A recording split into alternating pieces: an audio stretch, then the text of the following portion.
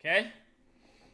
All right. So let's get it going. This is going to be a card review entirely for Arena for the new expansion, Rise of Shadows. So yeah, no talk of constructed. After much deliberation, we are going to do a scale from 1 to 5, where 3 is an average card, and if you want to think of like a 2-mana 2/3 as a 2.5, which would be just slightly below average, that's kind of the way we're going to frame the cards. All right? Okay. Are you guys ready? Let me get some water.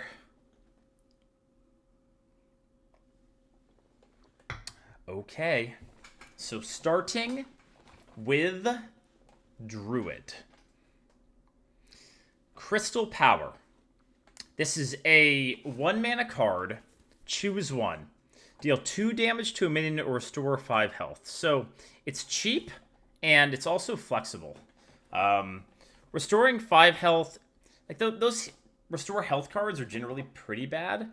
But normally they're much more expensive than this. So I think this card's quite good. It can't go face. If you remember, there used to be a 1 cost that summoned 2 1/1s or deal 2 damage, and that could go face. But it's flexible. I think it will be pretty solid in Arena. We have to get our frame, our values correct, right? I would say this card is a 3.5. We might have to calibrate a little bit, but I'm going to give this one a 3.5. Boom. 3.5. Okay? We're off and running. The next card. Fluffy Squirrel Whisperer. A 1-mana 2/1. Death Rattle, add 2 1/1 squirrels to your hand.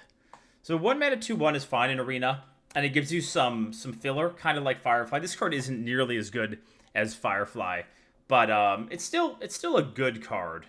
I would say this card is also a 3.5. Seems good. Yep. All right. Next. Blessing of the Ancients. 3-mana twin spell. Give your minions +1/+1. So we're actually getting Marker of the Lotus back, which is 1 mana. Give all of your minions +1/+1, which is more flexible, but this gives you the chance to cast it twice if you're trying to go for lethal or if you just have the mana to spend. So it's not as powerful as that card, but you get 2 copies.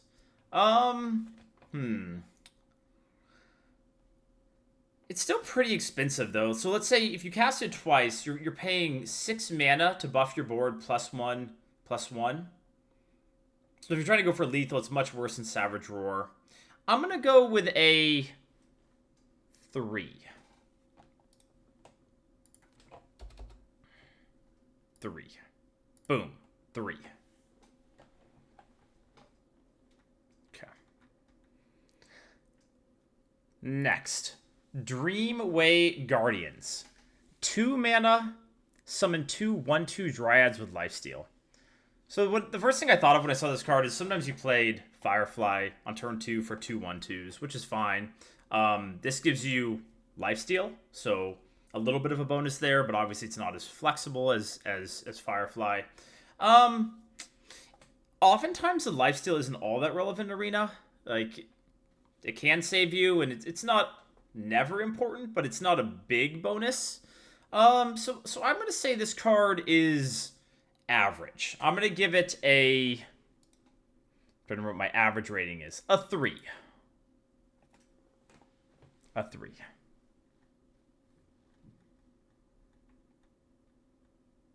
Oh, that's what the Dryad looks like. Right there. Okay.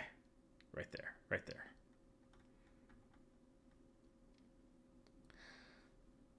Next. Life Weaver.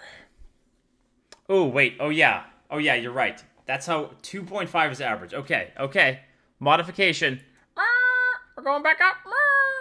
This was all that discussion. It's a 2.5. Wait, no, now you guys are messing with me. Okay, I hate you guys. I hate you guys. 3 is average. No. We're staying at 3. Stop it. I'm not listening to you, chat. 3. We're staying there. This is why I can't look at chat. Trolls. Alright. Okay, moving on. It's a 3. It's average. Alright. Next, Life Weaver. 3 mana, 2/5. Whenever you restore health, add a random druid spell to your hand. So 3 mana, 2/5 is a fine stat line for a 3-drop, and you could go off with this. So there's some cards that will restore AoE health. For example, I always forget the name, but the 5 mana, 4/5 restore 2 to all of your minions will still be around. So if you pull off something like that with this, you can end up with a ton of Druid cards. And the stats on its own are just good. So this is quite a good card. I would say this is a 4.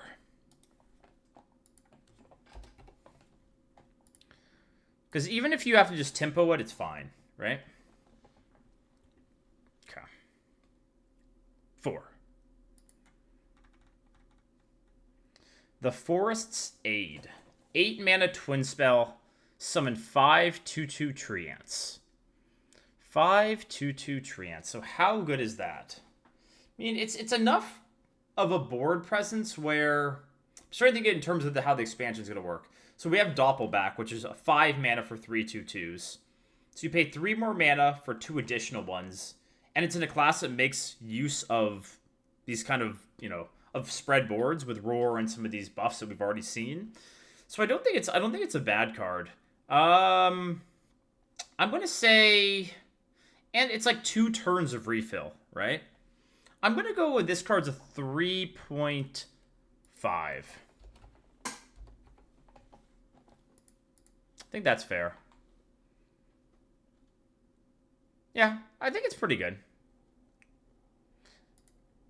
All right. There's a little treant. Cool. Next, Crystal Song Portal.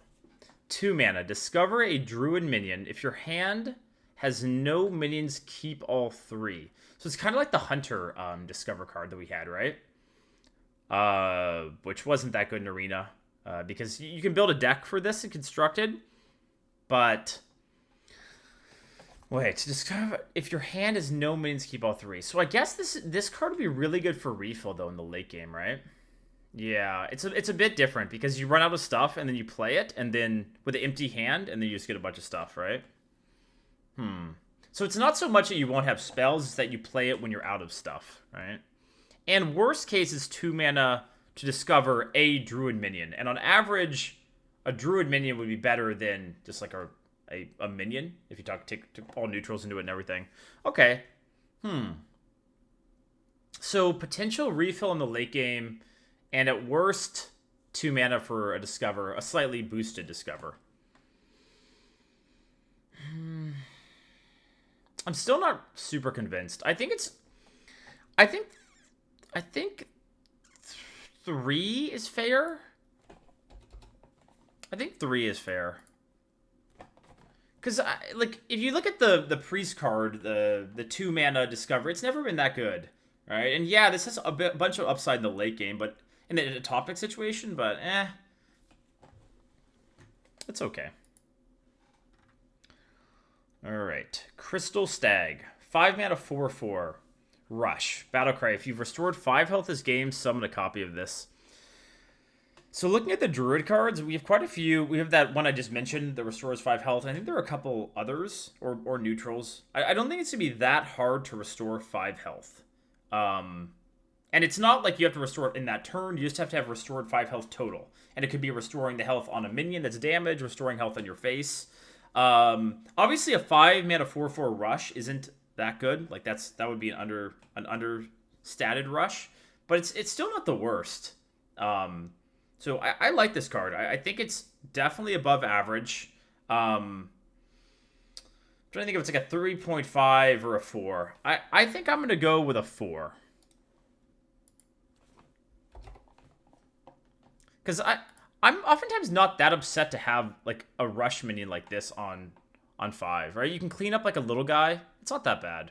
even if it's just 1. And if you hit 2, it's insane. It's absolutely insane. So I think 4 is fair. All right, Keeper Steladris. I'm sorry if I butcher any of the names. 2 mana, 2/3. After you cast a choose 1 spell, add copies of both choices to your hand. So again, with legendaries, and don't want to talk about this every time we see legendary, but you don't see them all that often in Arena. So although this card is super, super powerful, you won't see it all that much. Like, this is not a card that's going to break Arena. Like, a really powerful neutrals are much more likely to be problematic for Arena. But it's very strong, because its stats are good, fine stats, and both copies. Add copies of both choices. That's when it happens, but even just one card is very good. So I'm going to go with a 4.5.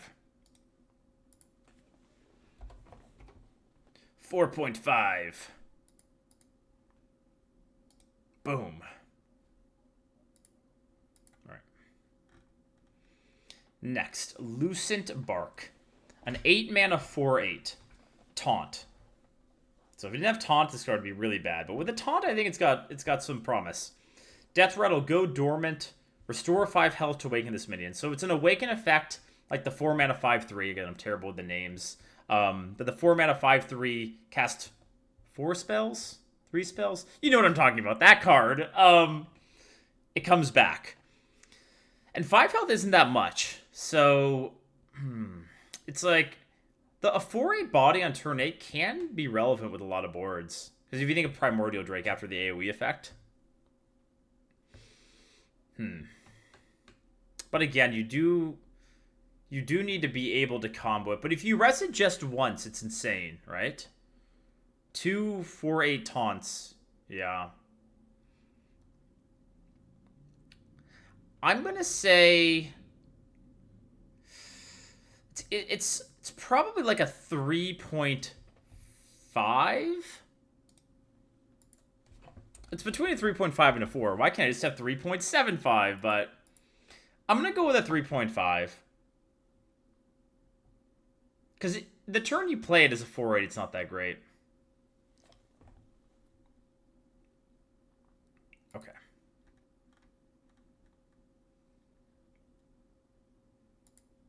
Whoops. I brought that back. Rapid Fire. 1 mana, twin spell, deal 1 damage. So this can go face. It's for 2 mana, you get 2 pings. So it's kind of like the Petal card, except you don't have to pay the mana to get it. So it's just clearly better than that, right? It's not a bad Arena card. It definitely isn't. I wouldn't say it's insane, but it's not bad. I think I'm going to go with a 4.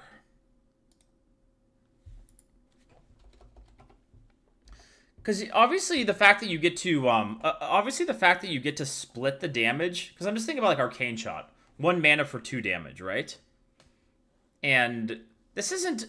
I would say this is probably better than Arcane Shot because it's more flexible. But oh yeah. Anyhow, it's good. Ursatron, 3 mana 3/3 mech. Death Rattle, draw a mech from your deck. So 3 mana 3/3 is kind of missed that line, but it does give you some juice, right?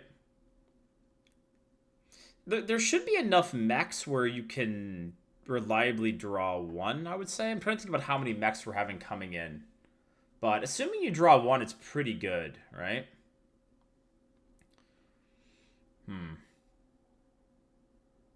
So I'm thinking about the current meta. Like right now, playing a 3 mana 3/3 feels terrible, but I think we're gonna have less 3/4s going around. So, but it's also a matter of how many mechs there are gonna be, right?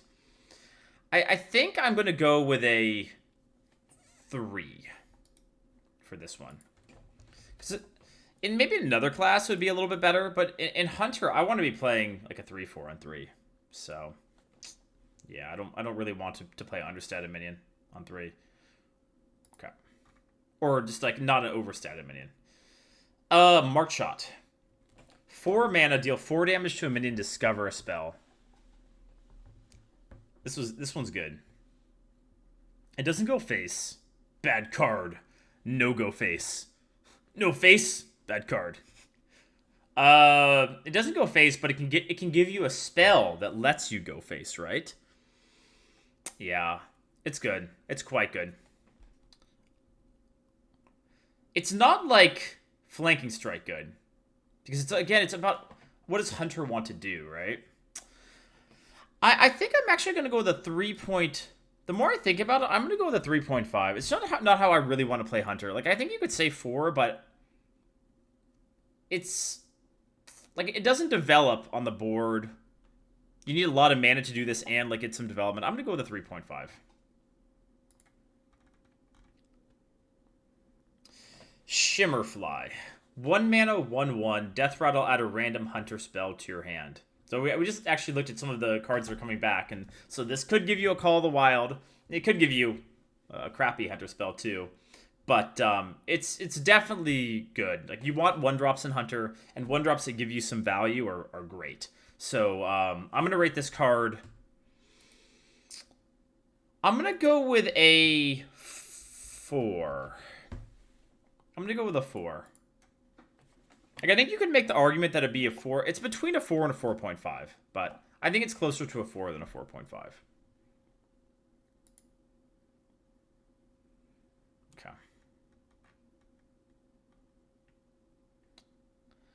All right. Hunting Party. What is this? I'm sure I saw this card before, but what is that? I'm paying 5 mana to copy all the beasts in my hand? Huh? So our scale only goes to 1. This is most definitely a 1. It's I mean, maybe it's a constructed card, but yeah, this is a 1. Nope. No way, man. Absolutely not. Unleash the Beast. Yeah, oh, this is a different card. For some reason I thought this was related to the last one. Unleash the Beast. 6 mana, twin spell, summon a 5/5 Wyvern with Rush. So the Wyvern is a beast. Okay, the Wyvern does have the beast tag. 6 mana for a 5/5 Rush twin spell. I think it's pretty good. Like, it's not amazing tempo when you play it, but you get 2 of them. And it's solid. I think this card is, like, even though it's Hunter and it is a little bit slower, I still think it's quite good. I'm going to go with a 4.5 here. Could be a little bit high, but I like this card. It has the beast tag, and where's my rating? There we go. So I'm going to go with 4.5. I see a lot of questions in chat. I'm seeing your questions, but we'll talk about it like at the end. So as we go through, like, if you guys have questions or disagree with certain ratings, we'll talk about it after I get through it, because I want to kind of get through it somewhat quickly. All right, 4.5. But you guys are welcome to discuss it in chat for sure. 9 lives. Discover a friendly Death Rattle minion that died this game. Also trigger its Death Rattle. Well, this is bad. That's bad. It's not like it summons it or anything. So you pay 3 mana to discover, and you have to have played a Death Rattle minion to get anything. And then, like, what are the chances a Death Rattle is really good? Nah. It's not good. I'm going to go with a 1.5. I don't think it's a 1, but because it could be okay with certain cards, and if you do have Death Rattles. But I think I'm gonna go with a 1.5. I really don't. I think on average the card's gonna be really bad. Arcane Fletcher. I don't remember seeing this card. First look. 4 mana 3/3. Whenever you play a 1-cost minion, draw a spell from your deck. Whenever you play a 1-cost minion, draw a spell from your deck. Huh. I dropped a decent number of 1-drops in Hunter, but it's understated, right? It's like... I don't think it's good on average. Yeah. Yeah. I mean, it's not crazy to get a little bit of value from it, though. Like, you play it, and you play one... So for 5, on turn 5, you play this in 1/1 drop. And the Alley Cat's coming back, for example. Boom, this and Alley Cat. I don't know. Could be... I don't think it's a 1. I'm gonna go with a 2. 2. It's below average. It is a below average card, but I don't think it's never pickable. Oblivitron, a 6-mana 3/4 mech tag. Death Rattle. Summon a mech from your hand and trigger its Death Rattle. So the Death Rattle is to summon a mech and trigger its Death Rattle. Oh, this is terrible. This is really terrible. You need a mech in your hand? And then the Death Rattle would have to be really good? Yeah. No. No, that gets a 1. This is way too many moving parts for Arena. Easy 1.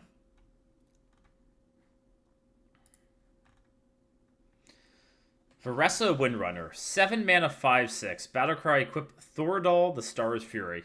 So here's what the weapon looks like. It's a 3-cost weapon. Obviously, it equips it so you don't pay this cost. After your hero attacks, gain spell damage +2 this turn. So 3 charges, which means you can have spell damage for quite a few turns. Depends on how many spells you get in Hunter. But this card is at least good, right? You play a Pit Fighter of stats. You pay 2 mana to equip a 2/3 weapon. That has a little bit of... Even if you take the spell damage out of it, that's still not the worst. Like, you develop a threat, and you can, like, remove something with a weapon. I like it. I think it's pretty good.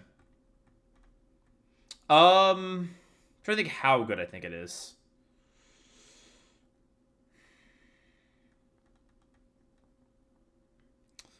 I'm going to say it's like... It's a 3.75. I'll go with a... I'll go with a 4.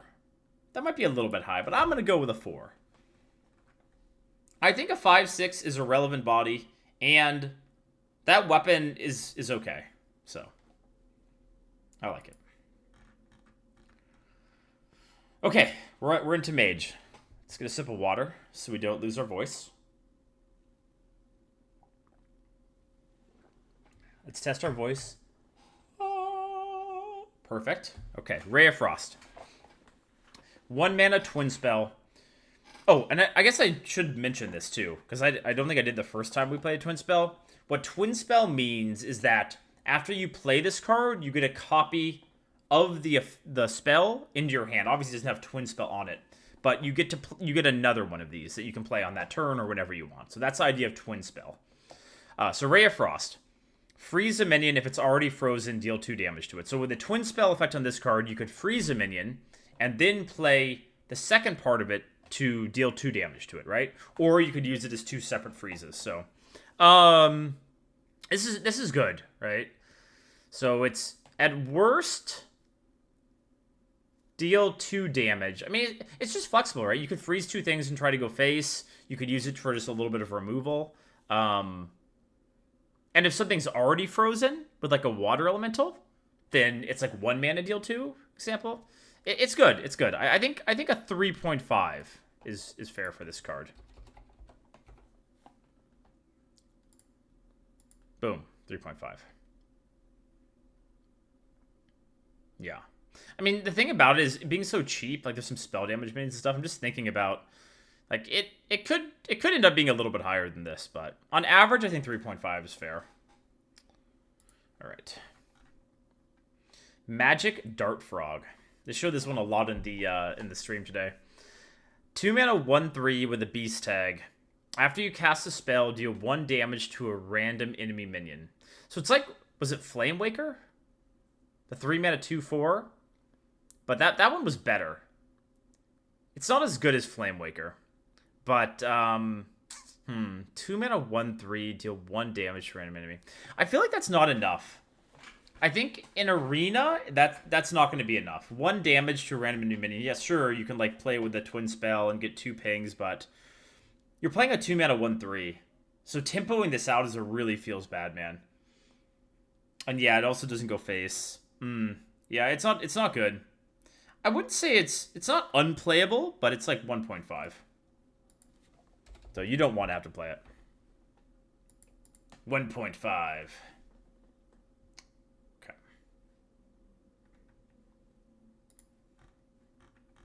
Next, Messenger Raven. 3 mana, 3/2, Battlecry, discover a Mage minion. So how good are Mage minions? Again, generally class minions are a little bit better than neutrals. A 3 mana, 3/2 is understated, but that's a lot of value to get. So this is definitely good. I'm gonna say it's a 4. I don't think it's quite a 4.5.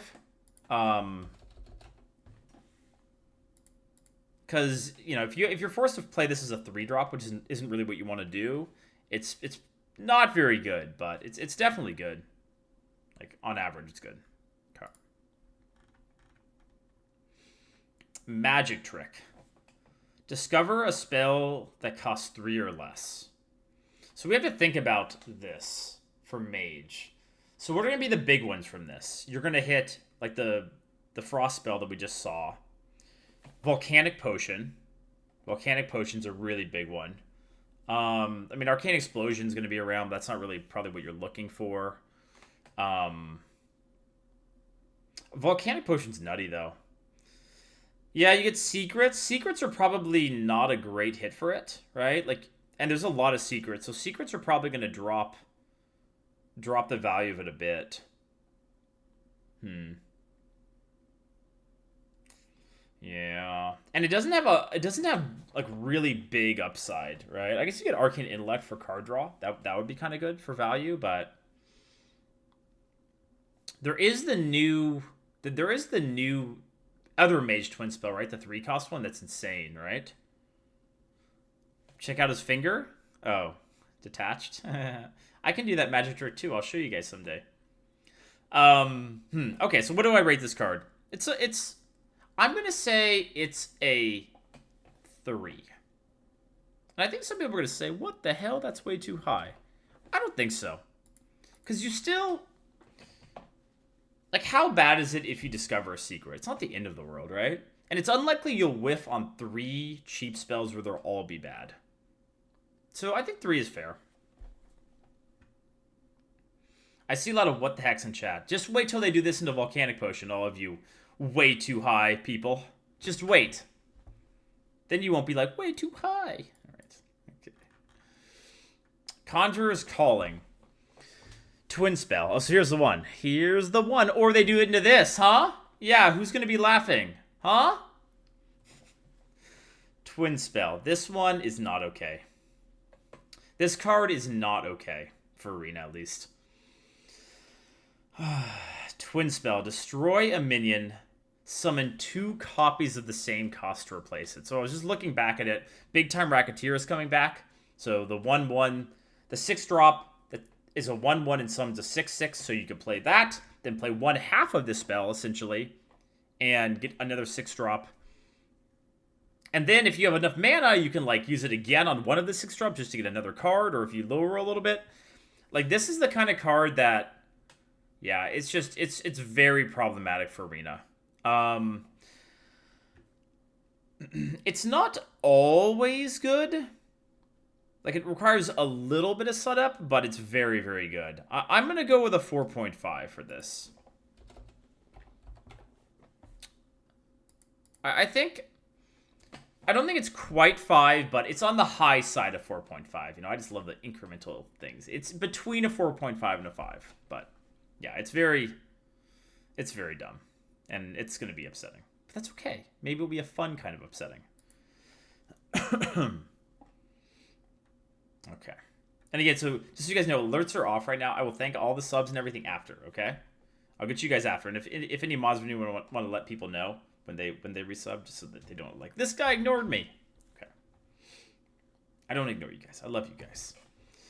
Kirantor Tricaster. A 4-mana 3/3. Spell damage +3. Your spells cost 1 more.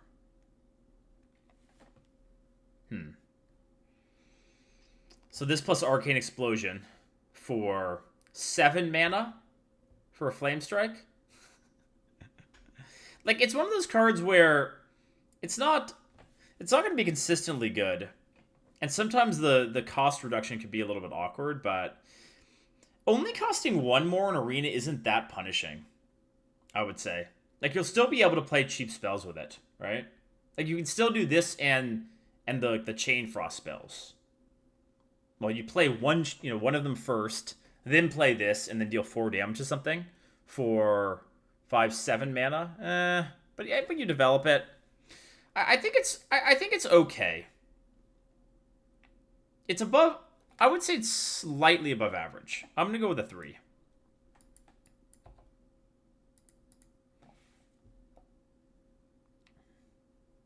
Yeah, and the thing about it is, like, you're gonna want to be careful, right?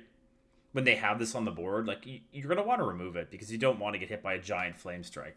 Like, it's too much mana to play this and then Flame Strike in the same turn, or this and Blizzard, thank God. But if it sticks on the board, it's a bit of a threat, right? Okay. Oh, yeah. Also, yeah, you want to be careful with, like, ordering with coin or something, too, with that card. Good point, good point. Mana Cyclone. 2 mana, 2/2 elemental tag. Battle Cry. So on the turn you play it, for each spell you've cast this turn, add a random mage spell to your hand. So this will work with coin. And if you just cast 1 spell with it, then it's going to be good on average, right? Because it's not that understated. Elemental tag also opens up some possibilities. So I think it's pretty good. And, like, we're getting these twin spells, right? So it's not going to be that hard to play multiple spells in a turn. I think this card's quite good. I'm going to go with I'm actually going to say it's a... I'm going to say it's a 4.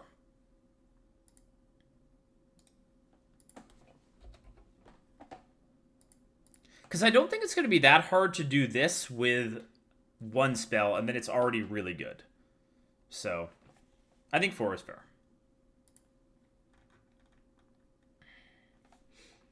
Behold the powers of creation. Is that good? That was good, right, chat? Tell me it was good. Tell me it was good. Discover a 6-cost minion, summon 2 copies of it. So 8 mana for 2 6-cost minions. Oh, it's really good. It's really good. And it's not random. It's not like... Because even if this card read 8 mana for 2 random 6-cost minions, it wouldn't be garbage. And you get a pick. And Discover, so you get a bonus for, you know, Mage minions. Oh, this is really good. I'm going to say this is a 4.5. 4.5. Yep. That's going to be annoying. Oh, God. And, of course, I mean, it won't happen. It's a legendary, so it won't happen much. But speaking of, you could, in theory, play Khadgar. And then do this. And then get 4. Twice as many, yes. You could play this and this on turn 10 and get 4 6-cost minions that you picked. But anyhow. That won't happen much in Arena, thank God.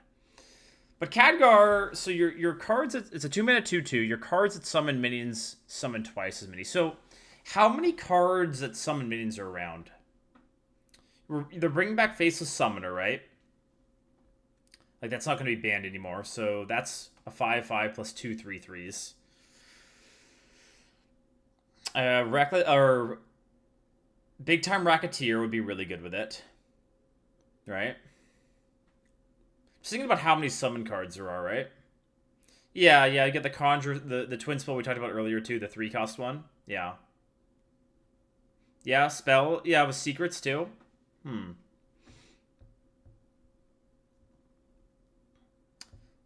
It doesn't seem that hard to get value from it, right?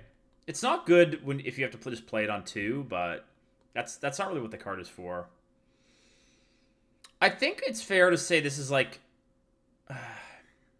probably like a 3 point... It's between 3.5 and 4. I think I'll go with 3.5.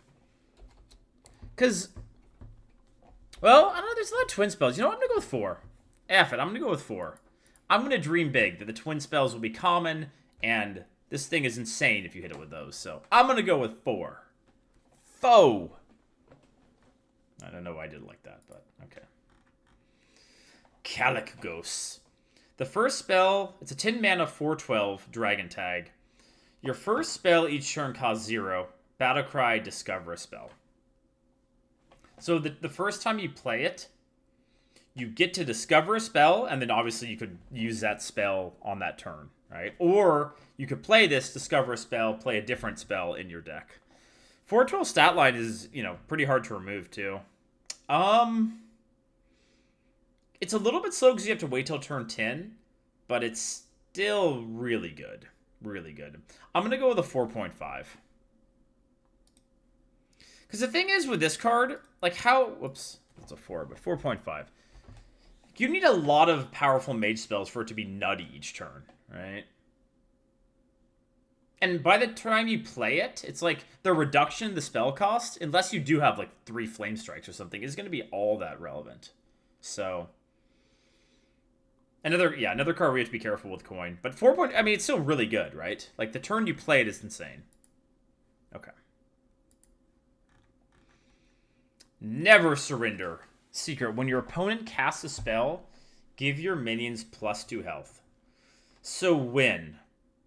I'm assuming that win means if you have a board full of 2 health minions and your opponent casts Blizzard, then they would live, right? They would get buffed when it gets cast, so they wouldn't die, right? Like that's the idea of it. But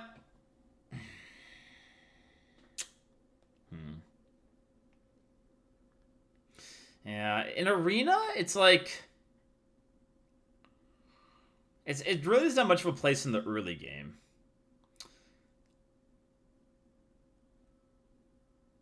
You don't need to buff that. Like if you buff 2 minions, it's probably good, right? It's very good if you buff 2 minions, but it's a card that sometimes your opponent just won't play any minions, and then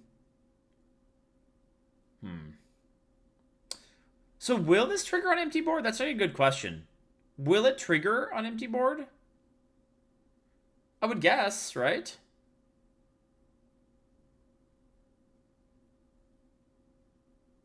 But I don't know. Does anyone know?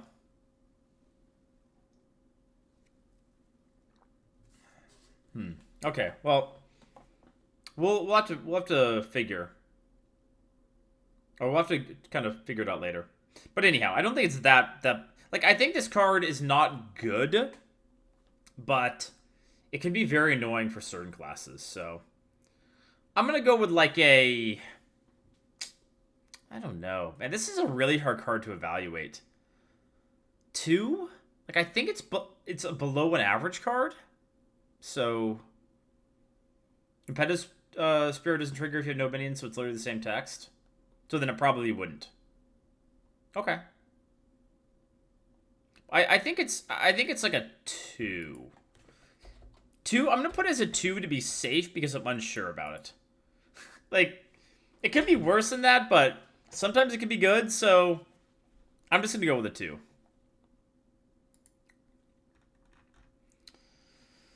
Lightforge Blessing. A 2 mana twin spell, give a friendly minion lifesteal. It's terrible for Arena. It's a 1. Whoops. And like, but Dread, sometimes you'll be dying and then you'll be like twin spell. But yeah. What about all the other times where it's in your hand? Okay. Bronze Herald. 3 mana, 3/2. So they have a few of these like 3 mana 3/2 that would give you value cards. This one has a dragon tag, and the death rattles add 2 4/4 dragons to your hand. That's a lot of value from a 3-drop, right? It's understated for sure, but that's a lot of juice. And there are, like, I think there's a dragon buff card too at some point coming. Obviously, getting those together is going to be kind of hard, but Like, how good is it? It's not, again, it's these, I think these cards are not something you want to play on turn 3, right? But if you have to, it's not the end of the world. I think it's good. It's definitely above average. I'm gonna say it's either a 3.5 or a 4. I'm gonna go with a 3.5. But the thing about it, though, is in Paladin, like, at least with the way I draft Paladin, which is oftentimes probably not the optimal way, because I don't do a lot of Paladin, I do run out of stuff. And so this is a lot of stuff to just have. So, it's interesting. I could be wrong about it. I'm going to go with the 3.5. There's the bronze dragon. Look at him, so majestic. Majestic and beautiful. Desperate Measures. Paladin Secret Twin Spell. Cast a random Paladin Secret. All right, so we have to think about what Paladin Secrets are going to be here. So Getaway Kodo is going to be back. Avenge is going to be back. Two very good secrets, I would say, on average.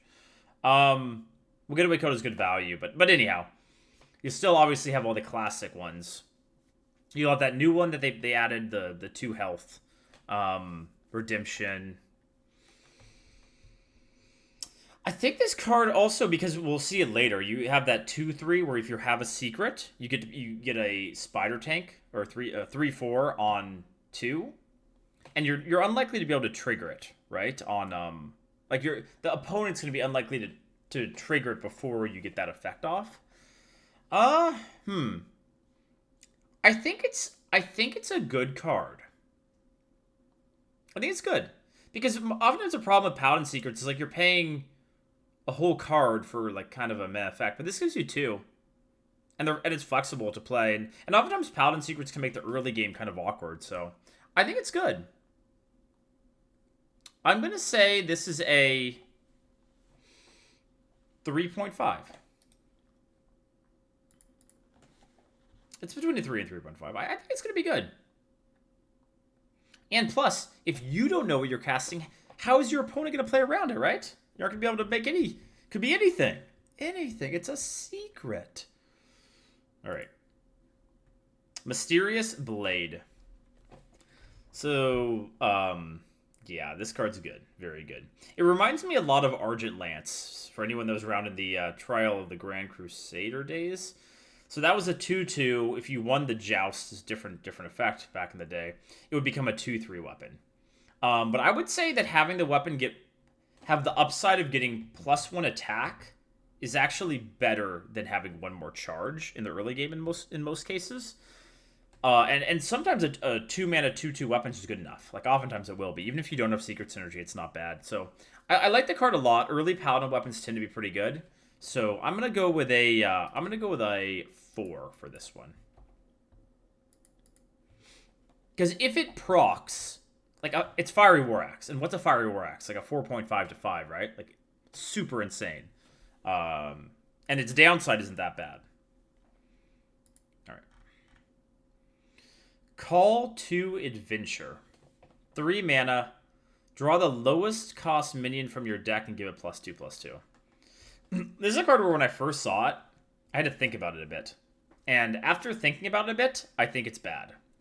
So, it's a little bit weird you have to think about, okay, so how valuable is it to give a minion +2/+2?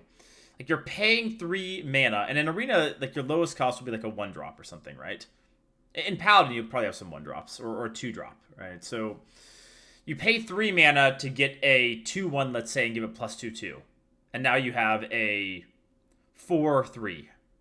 And you've paid 4 mana for that. Like it just I don't see it being good. I'm gonna say how bad? I think it's pretty bad. It's between a 1.5 and 2. I think it's more like a 1.5. Yeah. And taking that much mana to do this in Paladin just sounds awful, right? Yeah, it's bad. All right. Dragon Speaker. 5 mana, 3/5. Battlecry, give all dragons in your hand +3/+3. So it's essentially one 1 mana over costed for its stats, right? So 4 mana 3/5, you see quite a few of those. This is a 5 mana 3/5. If you don't get any dragon buffs, it's terrible, right? But if you get just one dragon buff, it's going to be good. So it's a matter of how often you are, how likely you are to see, like, where's the card? How likely you are to see this card. Because if you do play this, and then have 2 4 mana 7/7s, we've learned that 4 mana 7/7s are pretty good. So, yeah, it depends on how many dragons are going to be around. But I don't think it's a great card. I'm actually going to say this card is a 2.5. Just because if there are enough dragons to hit it once in a while, it's good on just one target. So I'm going to go with a 2.5. All right. Duel. On guard, Twitch chat. Summon a minion from each player's deck they fight. What is that? That's what you should be thinking when you see this. What? Okay, well, you don't even get to pick the ones, right? So, like, it's awful. It's horrible. It deserves to be below our 1 to 5 scale. But our scale is from 1 to 5, so therefore it's a 1. But it's on the very left side of 1. What does it mean to fight? So what it means is they will attack into each other, and then whatever is left of the attack is what will stay on the board. So they summon an Ironbark, and you summon a River Croc. Boom, your River Croc is dead, and then they're left with the 8/6, right? Anyhow. Okay. Commander Risa? Is that how you pronounce it? Anyhow. 3 mana 4/3. Your secrets trigger twice. So it's like an aura effect, right? It's not like a battle cry or anything. So you need to have it on the board. But it's still a 3 mana 4/3. So it's not, like, the stats aren't bad. And if they can't, it could be kind of hard to remove with secrets in play, right? Like, get down, a rogue hits into it, kills a 2/1, summons another 2/1 that just stays on board. Double Avenge would be disgusting. What happens if you kill it and then trigger Avenge? It would only trigger once, right? Let's say you take a 3 mana weapon, or 3 attack weapon and hit into this. And you kill it, and then Avenge goes off. I'm assuming you only get 1 Avenge then, right? Because it's dead? Like, it wasn't alive when it triggers? Yeah, it only triggers once? Okay. But it's a good card. It's a good card. I'm going to say it's a 3.5. All right. Fine stats, a little bit upside. It's a legendary. You won't see it that much, though. All right. Nozari. 10 mana 4/12. Battlecry, restore both heroes to full health. So Reno is back in dragon form, except it also heals your opponent. It's weird, because it's one of those cards where in Arena, I've never really seen Control Paladin be a thing. And the idea of this is Control Paladin, right? Like, so if you have a deck that can make that work, then sure. But on average, it's bad. It just doesn't fit with what Paladin wants to do.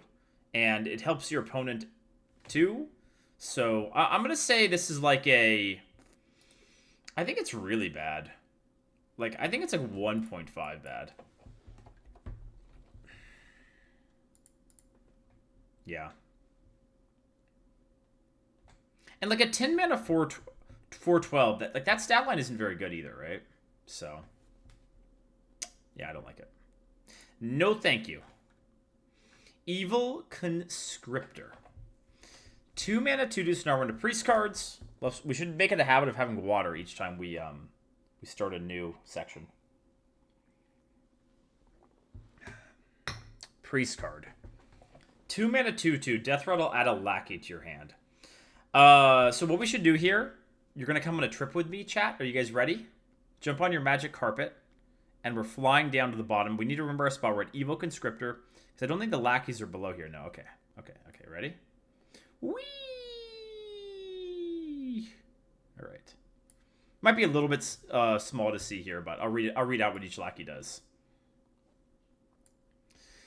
So, 5 different lackeys. You get one of these at random from the lackey effects. Some of them I think say 2, but anyhow.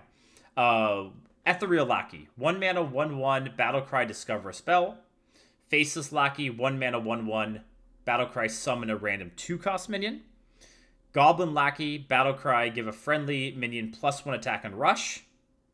+1 attack and rush, okay. Kobold lackey, deal 2 damage. And Witchy lackey, transform a friendly minion into one that costs 1 more. So there's a lot of cards that generate these lackeys. So you're going to want to keep in mind when your opponent plays a lackey card what you're going to get. And on average, I would say these lackeys cost 1, but they're more of like, the effect is more of like a 2 value or like 3 value in some cases, right? Like for this, 1/1 plus a 2-drop for 1 mana, right? So they're pretty powerful. All right, we're going back up, Twitch chat. Wee.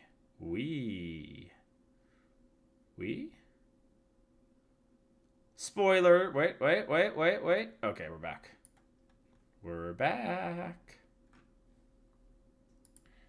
Was that fun? Hope you guys enjoyed that.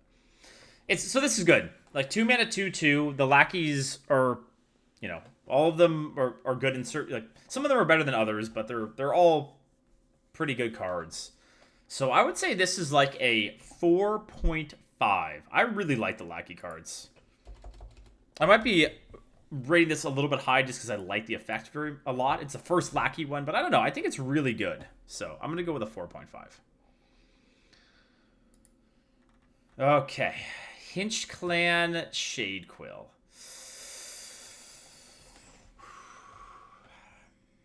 I hate that this is a card. I actually hate that this is a card. Because Priest is already really strong with the things that are coming back and what we've seen. And why? Like, why do we need this? I get it, right? Like, Arena's not the focus, but holy shit, it's so dumb. Because just think of the feeling when someone plays... And, like, sure, it restores health to the enemy hero. But Priest doesn't really care about that, right? They just want to take the board. And if you play a 4-mana 4/7, you're taking the goddamn board. So I just really dislike this card, just as something that's going to be in Arena with all the other good cards. And yeah, like what I was going to say is if your opponent plays a Twilight Drake, right? It's a 4/7 or 4/8. Like how awful is that? Like it's oftentimes just game over there. So anyhow, I think this card is just it's not okay. I wish they just hadn't printed it, and I think this is a 5. I think this is a 5. I think it's that good. With some of the other cards we've seen with Priest too, and it's so good. A Yeti with 2 health on 4. Yep. Anyhow. And then if they happen to have Auchenai synergy, then haha, I had that 4/7 and now it's hitting you in the face, right? Like, oh god. Maybe it'll be fine. I don't know. It doesn't feel like it's going to be fine. Moving on. Unsleeping Soul. 4 mana. Silence a friendly minion and summon a copy of it. So for Arena, the silence effect will rarely be relevant. So it's like you're playing a Molten Reflection most of the time, right? There are some cards where it can matter a little bit, like the card we just saw, right? But, And Priest actually has a few cards that are coming in that this is good with. We haven't seen all of them, but... It's interesting. Silencing... Well, I mean, this is your friendly minion, right? Like, yeah, you could silence... it's bad if you silence a taunt, but... Like, what I'm saying is that on average, most of the time, silencing your minion isn't that big of a deal in Arena. That's all I'm saying. Because you play a lot of neutrals that don't have effects, right? I'm gonna say this card is average. So a 2.5 on our scale.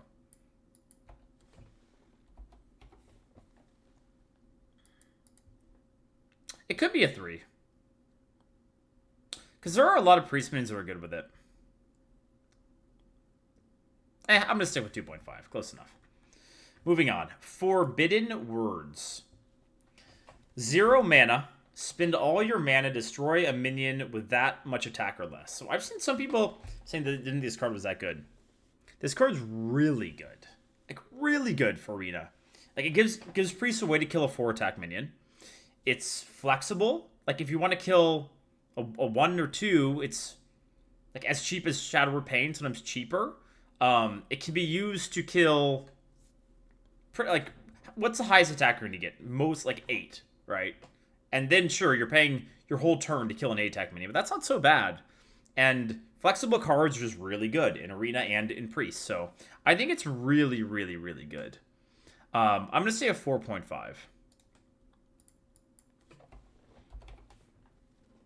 Like, sure, if you have to kill a high-attack minion, it's not as good as Shadow of Death. Well, yeah, but Shadow of Death is like the best answer for big minions, right? The fact that you're able to kill multiple things is really, really good. All right. Convincing Infiltrator. Oh, I don't like this design either. I don't like this card at all. Like, why? Why do we need this? Why does this have to be a thing? Oh, it actually is upsetting. So it's a 5-mana 2/6. The death rattle is destroy a random enemy minion.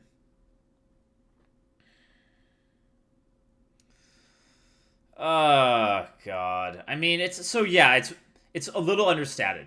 So a 4-mana 2/6 taunt, we see a lot of those. But because it's a little bit understated, the death rolls kill a minion and has taunt. I think this is also a 5, actually. Like, it protects your face. So it protects your face, and then it also oftentimes will kill a threat. Like, it's really stupid. Wait, I said 5, then I made 4.5. Sorry. This is a 5. 5. Not 4.5. 5. It's insane. It's insane. Oh boy, Priest. Mass Resurrection. 9 mana, summon 3 friendly minions that died this game. It's bad. It's bad. It's below average. Sometimes it could be okay, but like you need a very specific deck, right? Well, I'm just trying to think how specific of a deck you'd need. Because then you 1/1s and stuff and it becomes really bad. I think it's below average. I'm gonna go with a 2. Yeah, 2 seems fair. Lazul's Scheme. Reduce the attack of an enemy minion by 1 until your next turn. Upgrades each turn. So it's kind of a combo card. Alright, that's the idea. And we're getting like Potion of Madness back. So it's a situational card. But and like if you use this card with a Forbidden whatever card, like if this has been in your hand a while, you could kill something like for 0 mana, right? You could turn an 8/8 into a 0 attack and then use the other one. I mean, you don't get these combos much in Arena, but I'm just saying like there are some times where it could be very good. But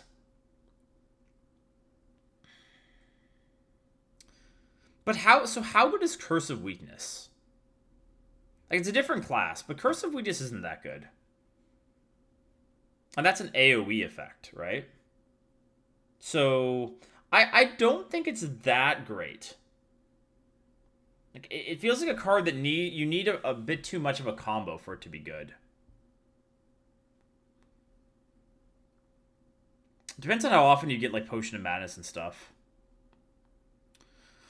It's a hard card to evaluate. I mean, it could turn like a Shadow Repain into a death though.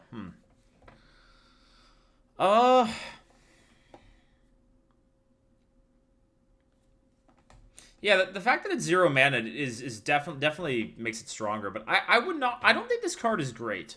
I don't even think this card. I would say it's. I'm gonna say it's a 3.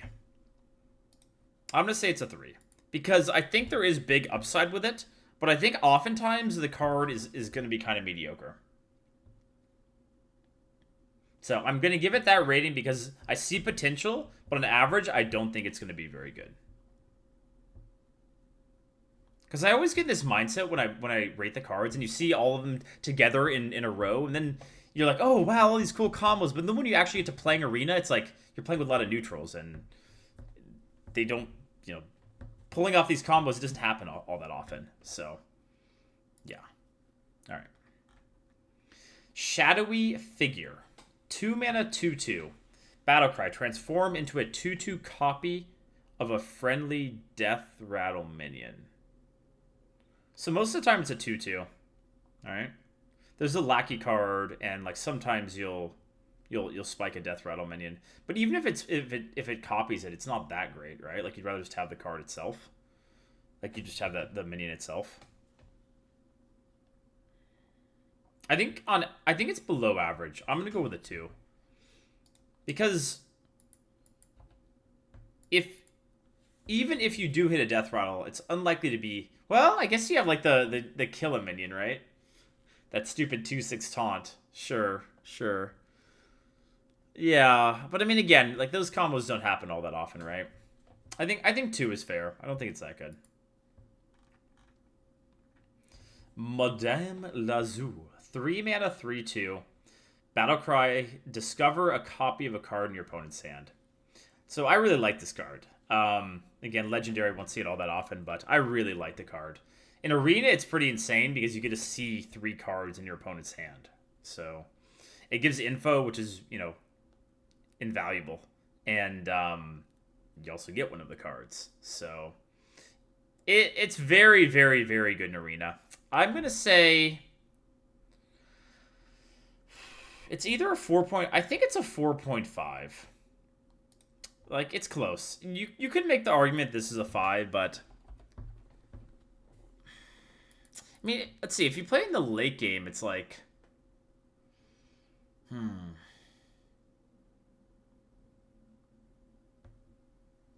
not sure. It's very good. It's very, very, very good. I'm just not sure if it's a 5. Get a card, discover, and you get info on 2 other cards. I think 4.5 is fair. Because it's, again, if you play it on turn 3, you will lose some tempo, right? Yeah, I think it's fair. Katarina Muerte. 8 mana, 6/8. At the end of your turn, summon a friendly minion that died this game. So, let's say the worst case scenario for this. You play it, you summon a 2-drop. Let's say. Worst case, I guess like a 1/1, but I'd say a 2/2. 2/3. That's still okay. It's not that bad, right? And if you high roll it, you could be summoning, like a Yeti or even something bigger. So it's definitely very good, and it's something that has to be removed because it's a big threat. How good? I think this is a 4.5 as well. I think it's a 4.5 as well. Is it a 5? It's a 6/8. It's understandable. You get a minion on the turn.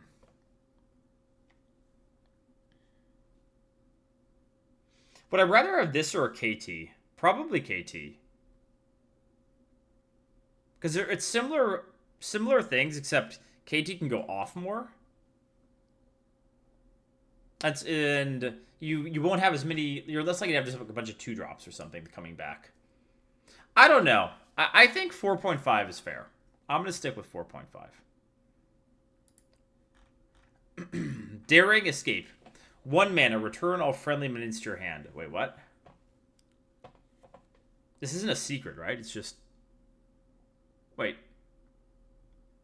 It's not a secret, right?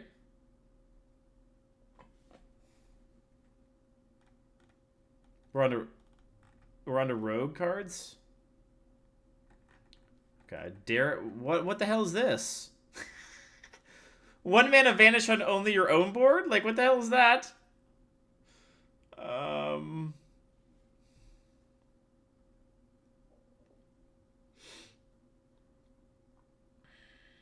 it's either a 1 or a 1.5.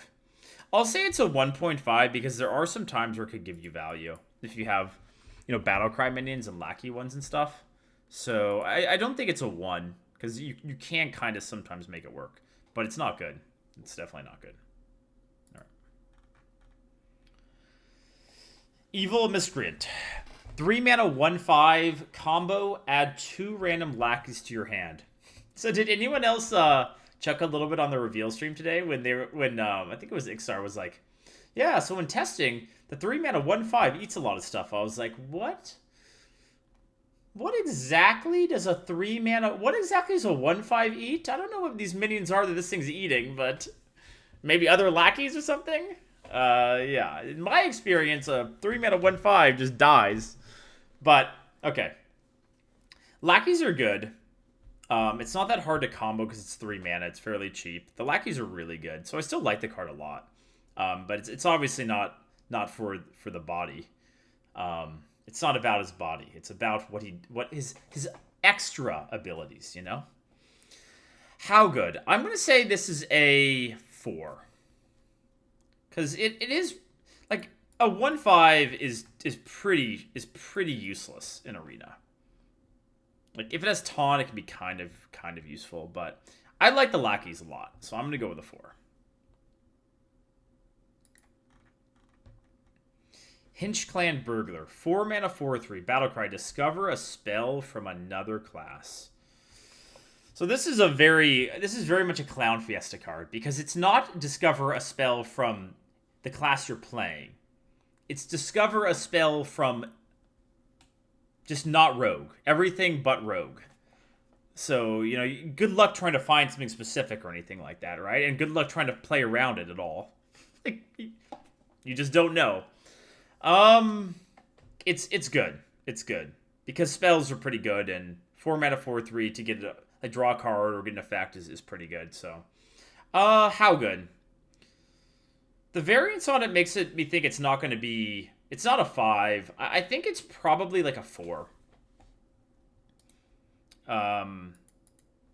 Yeah. But tilt power of this card is like through the roof. This card will be tilting to lose to. Like, oh, somehow that guy got a flame strike out of all of the spells in the world, right? Okay. Tog Waggle's Scheme. Choose a minion, shuffle 1 copy of it into your deck, upgrades each turn. It's terrible in Arena. Like, even if... Like, you don't even really want to shuffle all of one type into your deck. One minion into your deck, and... it's just not an Arena card, right? Like, it just isn't. So, I think it's pretty fair to give this one a 1. It's also just not relevant. Don't need to waste time on it. Underbelly Fence. Battlecry. Or 2 mana 2/3. Battlecry. If you're holding a card from another class, gain +1/+1 and rush.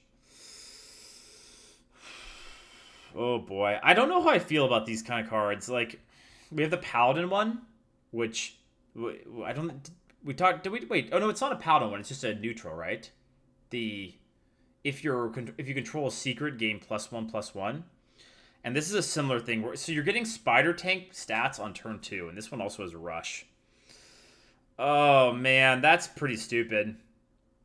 Like, how often will you have a... So what are the common ways you generate a card from another class, though? Like, Hallucinate's gone, right? Hallucinate's gone, so it's not all that likely it's going to trigger on turn 2. So it's like...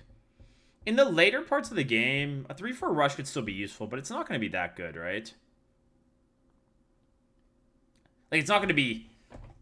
If it's on if you could trigger this on turn 2 reliably, it would be insane, right? But... I don't know.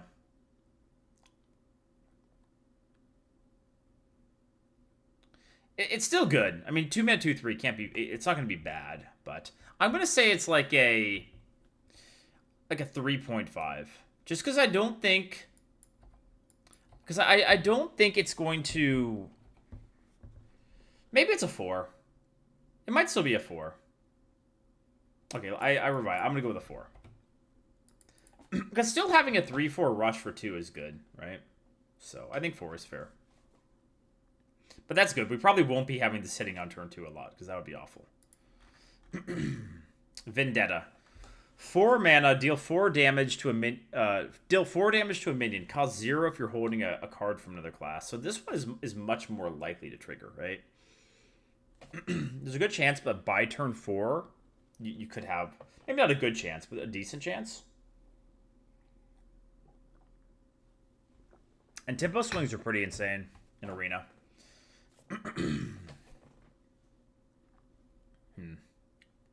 It's above average. It's definitely above average. I'm going to say it's a 3.5.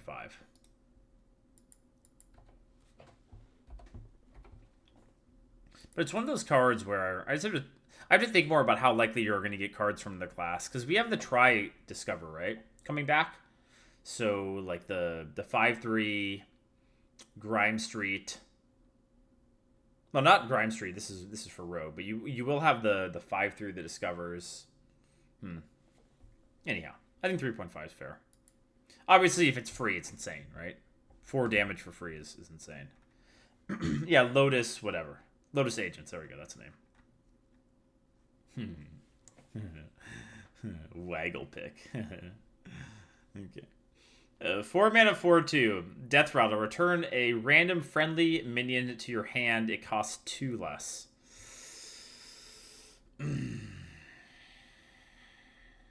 I don't like this card. Because returning, like, de-tempoing in Arena, especially as Rogue, is generally really bad. So, yeah, 4 mana, 4/2 weapon would be good just if it was vanilla, but because of the text, I don't like it. And it's random. It isn't, like, you don't pick the one that goes back, so. If you have nothing on the board, it can be awkward, right? You can hold it, so I guess, like, you can mitigate the downside a little bit, but I think this is a perfectly... I'm going to go with a 2.5, because it's not... Like, the stats for the weapon are pretty good, but it's not... yeah, I think the downside is going to make it kind of hard to use. Okay. Unidentified Contract. Destroy a minion. So 6 mana, destroy a minion. So you're paying 1 more mana over Assassinate. Gains a bonus effect in your hand. All right, let me add a... let me actually add a new... Whoops. That was the wrong thing. I didn't want to get rid of that. This is what I want to get rid of. I want to add a new capture that's a little bit more zoomed in. Hold on. So we can see it. Because it's a little hard to see otherwise. Alright, so these are the options for it. Whoa, that's too big. Might be still a little bit small, but... So we have Assassin's Contract. Destroy a minion, summon a 1/1 patient assassin. That's good. It's very good. Turncoat Contract. Destroy a minion. It deals its damage to adjacent minions. Oh god. That's really stupid. Really stupid. Okay. Recruitment Contract. Destroy a minion. Add a copy of it to your hand. So it's like value with it. And Lucrative Contract. Destroy a minion. Add 2 coins to your hand. That one's probably the worst of all of them. And it's still like you played a plank, basically, right?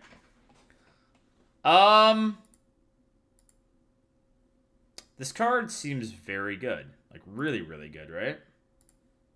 I mean, Assassinate's a good card in Arena. And the effects on those can be insane, right? Like, you get the Betrayal effect, for example. So it could be AoE for Rogue, which is really good. Oh, man. I mean, I feel like this is a 5. Like, hard removal and big upside, right? I feel like it's a 5.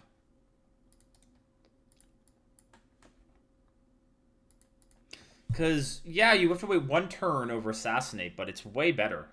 Like, the amount of upside you get by waiting 1 more turn, yeah, it's bonkers. All right. Heist Baron Togwaggle. 6 mana, 5/5 battlecry. If you control a lackey, choose a fantastic treasure. I'm really worried about this card. I know it's a legendary, but so the fantastic treasures here, we can do the same thing we did for the last one.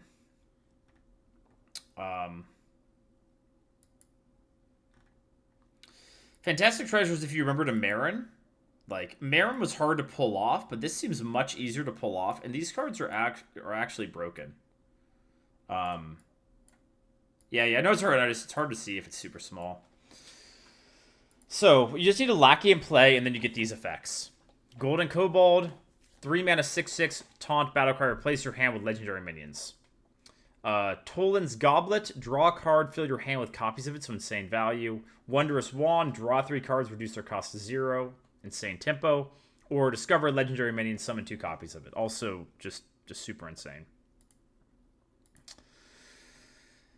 Yeah, and you choose, right? So you just get to pick which one you want, which is just gross to me, because in Arena you don't have a way to come back from those kind of cards most of the time, and it's not even that understated. It's a 5/5, so if you aren't like, you have to have a lackey, right? So you need some ways to trigger it. So it's not a 5. It's not a 5 because you have to have lackeys, and I don't know how, like, I'm not sure how common they'll be, but it's really, really good. Like, it's a 4.5 in my book, but like, if you have a deck with a lot of lackeys, you take it every time. It's a 5 in that deck, because choosing is just disgusting. Like, I don't know, man. It should just be give you a random one. But then, I mean, maybe they're hoping it's going to be a thing in Constructed, and that's a whole different book. But like, ugh, it's just gross. I don't want to lose to this card. It's just disgusting. All right.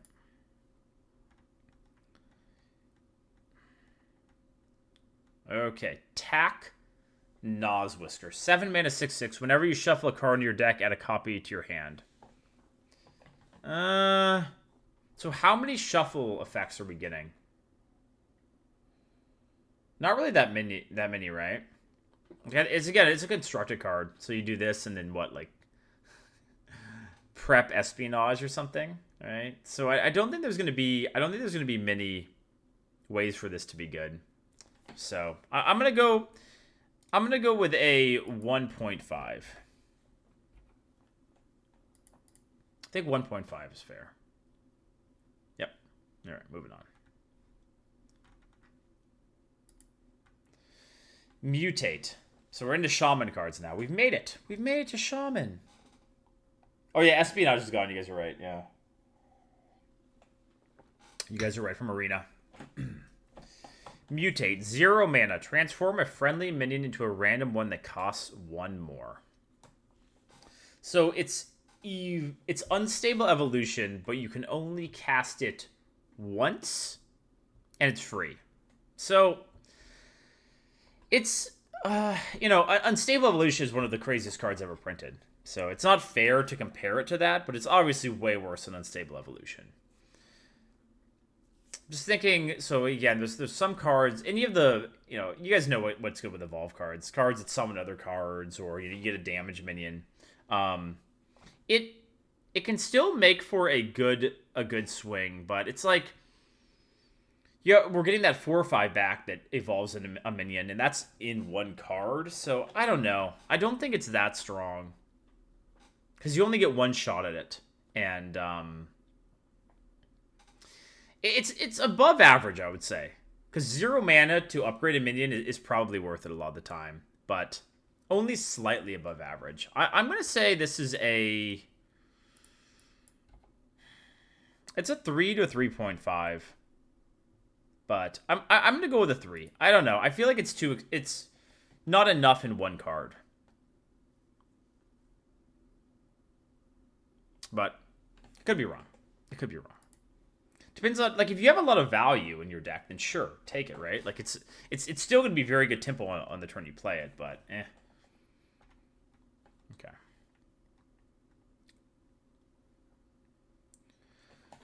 Soul of the Murloc. Give your 2 mana. Give your minions Death Rattle. Summon a 1/1 Murloc. All right, so it's like Soul of the Forest, except it's 2 mana cheaper, and it gives. Oh man, this card's actually good. This card's good because it's Shaman. So you have totems, right? And it gives you value from your totems. I guess you can't attack with the totems, but if it's like a taunt totem, what are you gonna do, right? It's good. I don't think it's insane, but I think this card's good. I'm gonna go with like a, and with Bloodlust, obviously, I think it's like a 3.5. Good, but not like it still requires you to have the board, which can be the problem for Shaman a lot, right? Okay.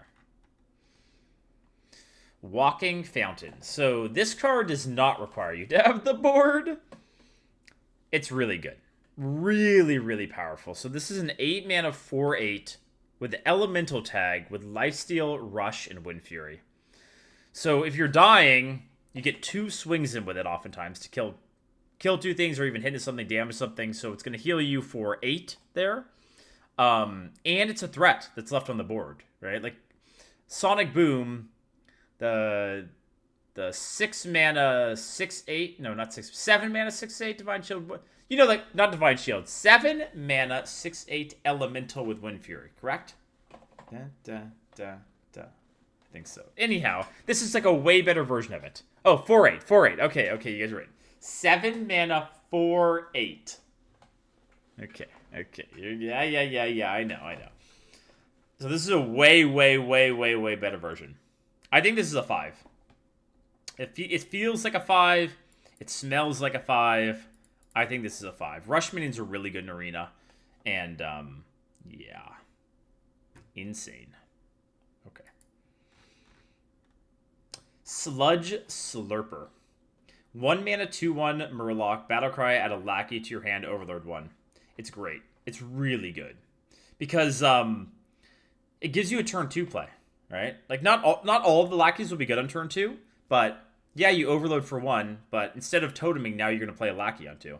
So it's really strong. I'm going to go with a 4.5. I don't think it's quite a 5, because the thing about it is you could whiff a little bit on the lackeys in that doesn't give you something to do on turn 2, right? And then you can't play the 2-drop you had or whatever. But it's still very, very strong. Okay. Underbelly Angler. After you play a 2 mana 2/3, after you play a Murloc, add a random Murloc to your hand. So generally with these type of cards, it's like there's not going to be enough Murlocs going around to make it work. But I'm not so sure. Like, at least this time, it feels like they made a lot of Murloc cards for Shaman. And there's some neutral Murlocs. So it's a 2 mana 2/3, which is fine. And I don't think it will trigger very often. But it will trigger enough for it to be a little bit better than just a generic 2/3. So I think 3 is a fair rating for it. All right? Yes. Say yes, chat. Yes. Dreads. That's a perfect rating for that guy. Okay. Hagatha's Scheme. 5 mana, deal 1 damage to all minions, upgrades each turn. Oh, God. I mean, here's the thing. It's like, a lot of the time this card won't be that great. It really won't. Like, you'll draw it on the turn you want to use it, and you'll be like, well, shit. I have to wait, like, 4 turns for this to be good. But the problem with it is, like, sometimes they'll have in the opening hand, and it's like, good luck playing around that, because it will kill everything, and there's no overload, because it doesn't have overload, and yeah. But it's not, there's no way this card's a 5. There's no way. It's not a 5. It's very good though. I would say I'd say 4. It's between a 4 and a 4.5. I'm gonna say it's a 4.5 because board clears are pretty insane, and if you have it at a decent time, it's pretty good. But it might even be closer to a 4. I don't know. It's It's between a 4 and a 4.5. I'll stick with a 4.5 because of its upside. But yeah, this isn't like a, oh my god, what the hell. This is going to always be good, right? Because you have to wait a while for it to work. Okay. Witch's Brew. 2 mana, restore 4 health, repeatable this turn. So it's an echo, but just not the echo keyword. It's pretty bad. Like, yeah, I can stall out, but that's, like... I mean, the idea is, I guess, in Construct, you do some kind of control shaman with these, and I don't know. It's really... It's not good. Why did they kill Echo? So I actually saw on Twitter they were talking about it a little bit. They just didn't want Echo to be... They're not planning on using Echo in, like, every expansion, so they didn't want to have it be a keyword that pops up on, like, one card, and then people don't, like, know what it is or whatever, so... it is, for all intents and purposes, it's Echo. It just doesn't have Echo. This card's bad. I think it's really bad.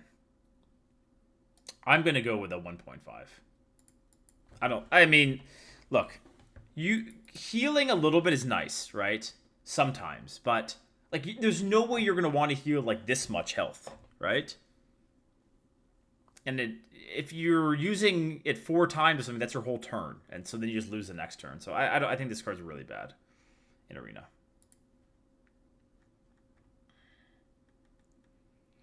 Muck Morpher. 5 mana 4/4. Battlecry, transform into a 4/4 copy of a different minion in your deck.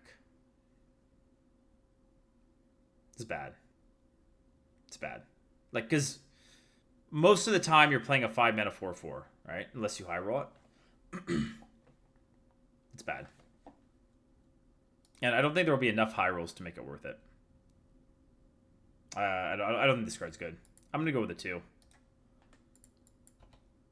Like, a 4/4 on 5 isn't the end of the world, but it's pretty bad.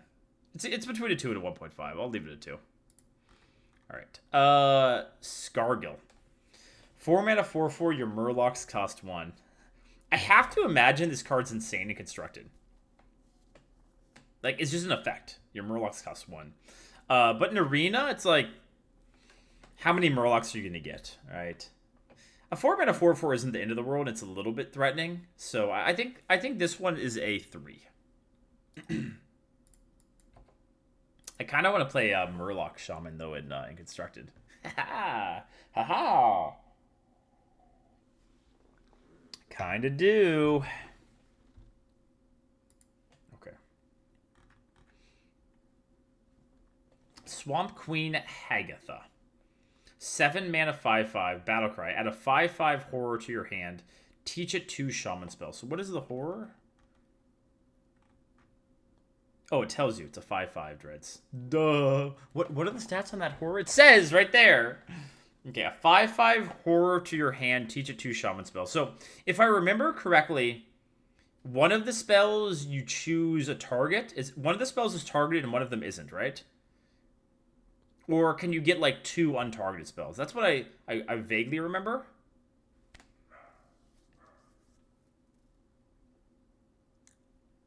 Correct? No? I don't know, Kev? First one target, second one not? You can get 2 untargetable? I thought they said 1 targetable and 1 non-targetable.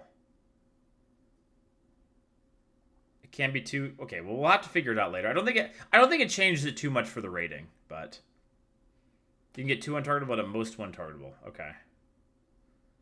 Yeah, I mean, it makes sense that you wouldn't have 2 targetables because they're not gonna it's not gonna. That is the mechanics of the work. They don't want you to have to target like 2 things, but okay. Anyhow, I don't think it changes the rating too much, so we'll give it a rating and move on. So 7 mana for 2 5/5s and 2 spells seems pretty good. All right, how bad is it to play a 7 mana 5/5?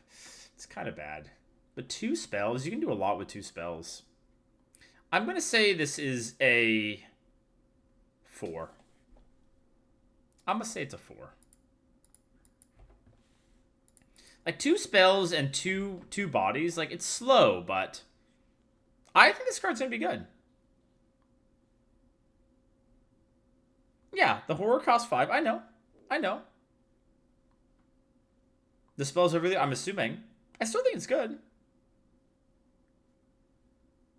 Discovering 2 spells is strong. Like, it's not going to work in every deck, but I think it's good. I like this card. Evil Genius.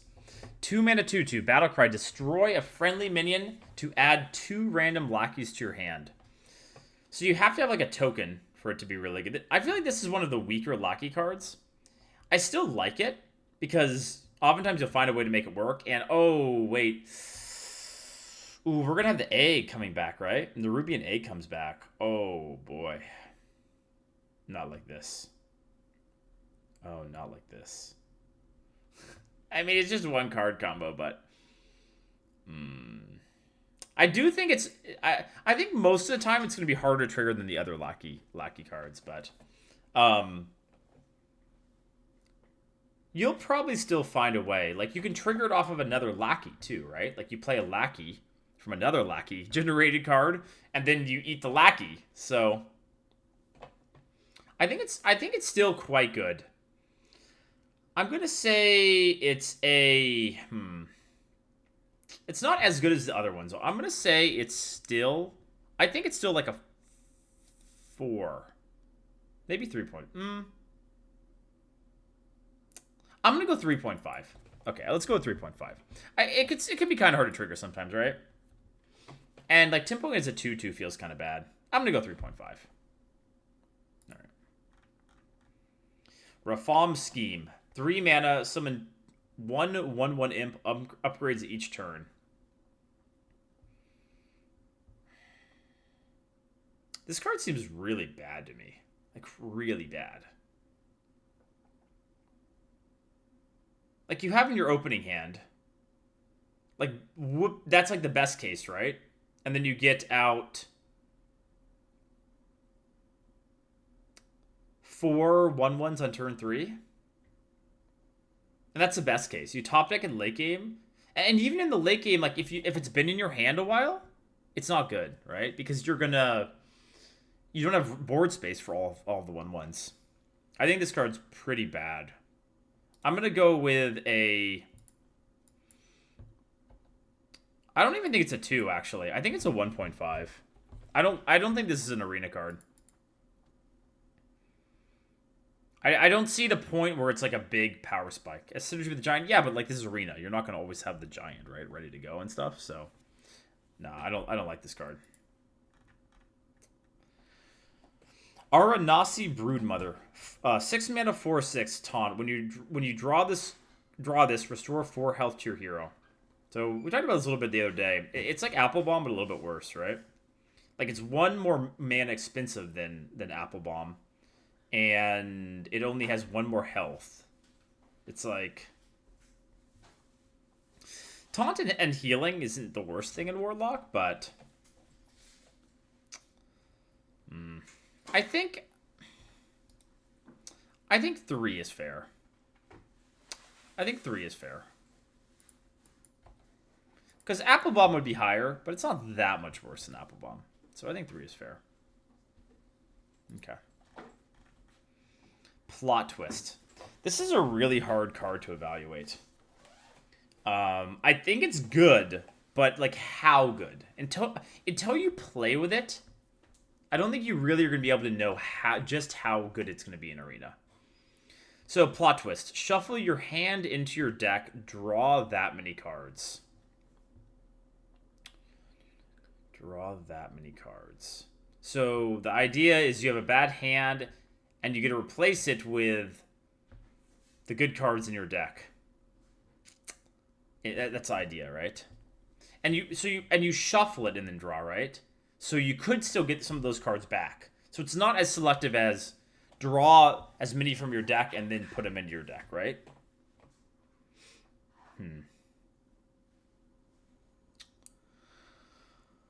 It still takes 2 mana to do it. But in the late game, it could be... I don't know, but the thing is, like, in the late game, if you have a pretty big hand, you're probably going to have enough stuff to do anyways, right? I'm going to go with a 3.5. I think it will still be... Because the way I see it is, like, let's say you have a bad... Like, you really bricked your early game. And you're looking at, it's turn 2, and you got nothing. And then you can shuffle and try to hit, like, relevant plays for turn 3 for. I think it's above average. Okay. Inferno. 3 mana, give your demons +1 attack, deal 1 damage to all enemy minions. It's terrible. Is it terrible? I think it's terrible. It's only demons. It doesn't buff anything else, so you have to have demons. Deal 1 damage. So how valuable is dealing 1 damage to enemies?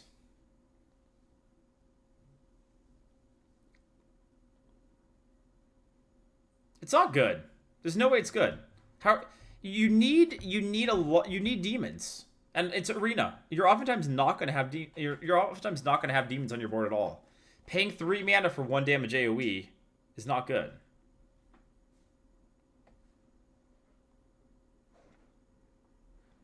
If you do have demons, sure, it could be good. If you have hit a couple of them, but I don't think this card's good. I'm gonna go with a 2. I'm gonna go with a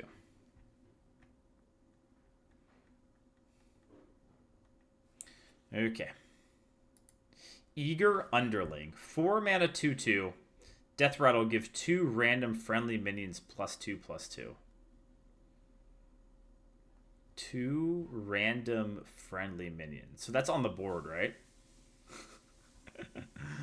Oh, that's bad. It's really bad. Like, cause what if they kill stuff? You played a 4 mana 2/2, right? Like, that's yeah.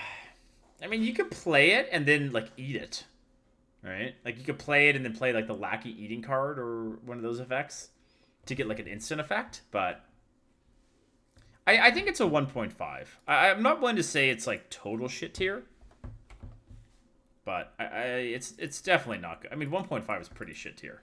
But I'm not going to say it's a 1. Let's just say that. All right. Darkest Hour.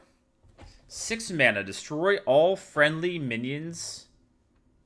Destroy all friendly minions. For each one, summon a random minion from your deck. So, you know, the idea, again, it's more of like the imp combo stuff, right? Like, the idea is you have a bunch of imps on your board, and then you do Darkest Hour, and then you pull a bunch of shit from your deck, right? Someone will pull it off. Someone will pull off, like, the imp scheme, and then do this, and you'll just lose to it, and that'll feel bad. But most of the time, it's really not good, because it's destroy all friendly minions, right? I'm gonna go with a 1.5 again. Because here's the thing. Someone will pull it off, right? Someone's gonna have a bunch of shitters on their board and then pull a bunch of good stuff. You gotta dream big. Okay. Jumbo Imp. 10 mana, 8/8. Costs 1 less whenever a friendly demon dies while this is in your hand. So another kind of combo card.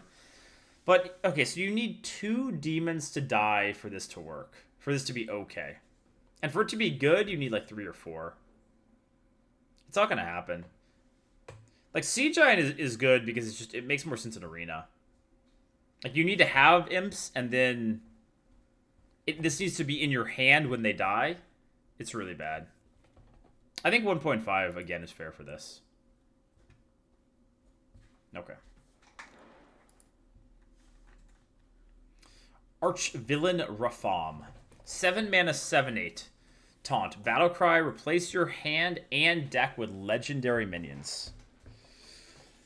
So a 7 mana 7/8 taunt. That's fine. That's good, right? It's pretty good. Bog Creeper is, I mean, it's not quite as good of stats as Bog Creeper. 6 mana 6/8. But it's not that, like, it's 1 mana more for 1 more attack, right? Your hand and deck with legendary minions. So the question is, how good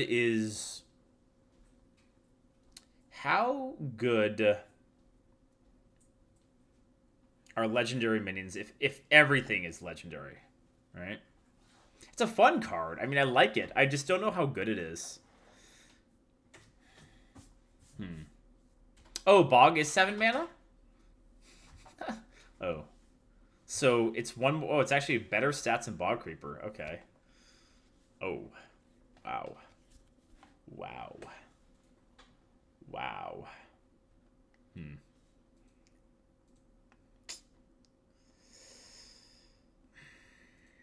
And you don't have to play it, right? Like, if you need the cards in your hand, you could hold it.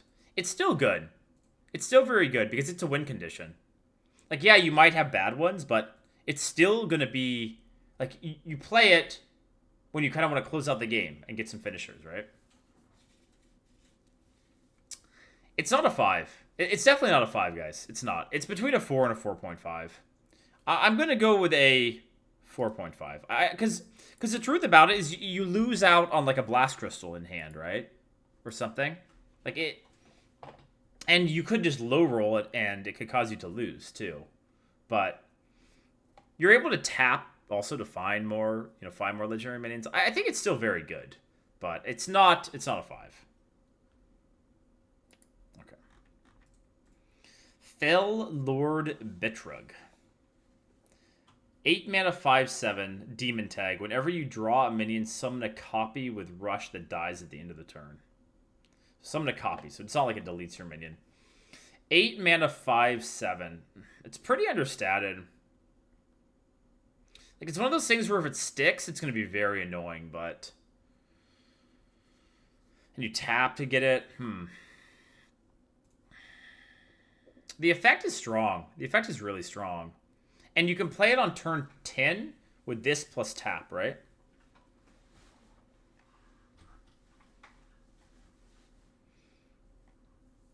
Just pull it out with, like, Void Caller, because that's coming back. Void Caller, it's easy. Oh, yeah, like with plot twist or something? Sure. I'm just trying to think about, like, how... Because the turn you play it, it's pretty weak.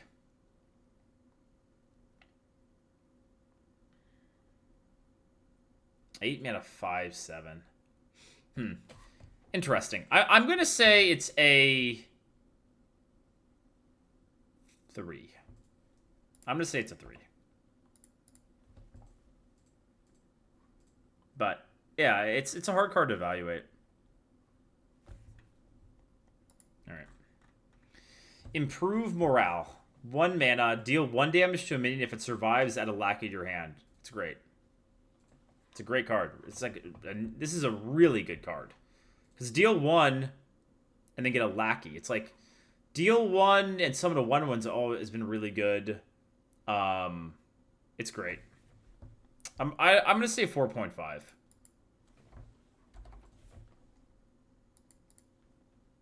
Yeah, I like it a lot.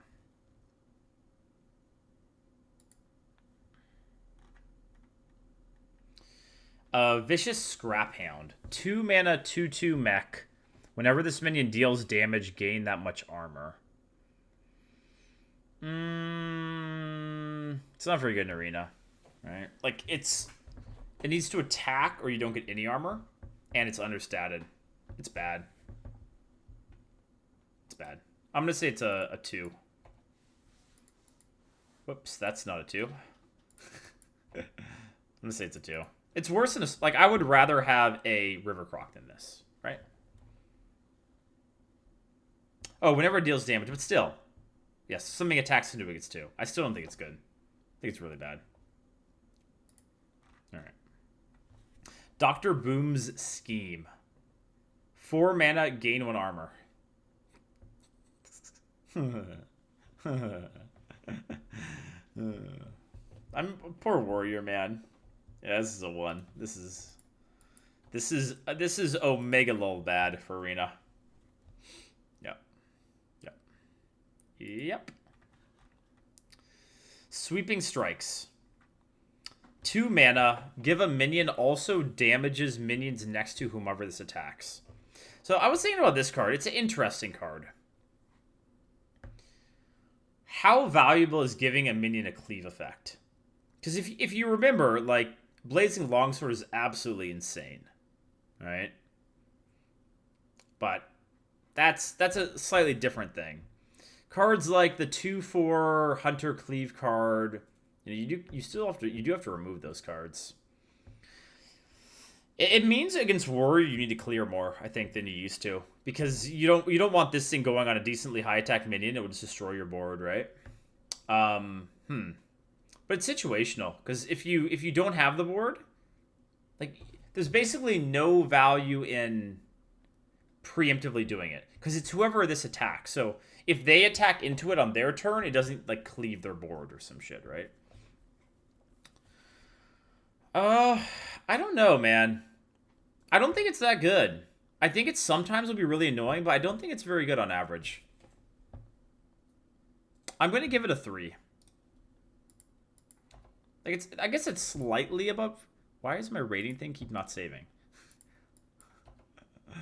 Okay, there we go. 3. Because it could be very good. 2 mana for like a cleave effect is going to be very good, but it's going to be very good if you have the board and like have something on it, but it's yeah. It's more situational than like a betrayal, right? All right, Clockwork Goblin. 3 mana, 3/3 mech. Battlecry. Shuffle a bomb into your opponent's deck. When drawn, explodes for 5 damage. It's bad, right?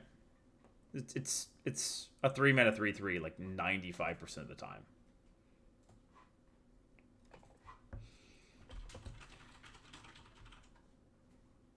I think it's just 2.5. I think it's like it's an average card, right? It might even be a little bit. I don't know. Like, I think 2.5 is fair because it's understated for 3. I would say right now, and most of the time you won't draw the bomb. I think 2.5 is fair. Dimensional Ripper. 10 mana. Summon 2 copies of a minion in your deck. It's terrible. It's like, actually, this is an easy one because of 1 minion. So, like, two 2-drops or something, right? It's really bad. It's really, really, really bad. Uno. Okay. Moving on.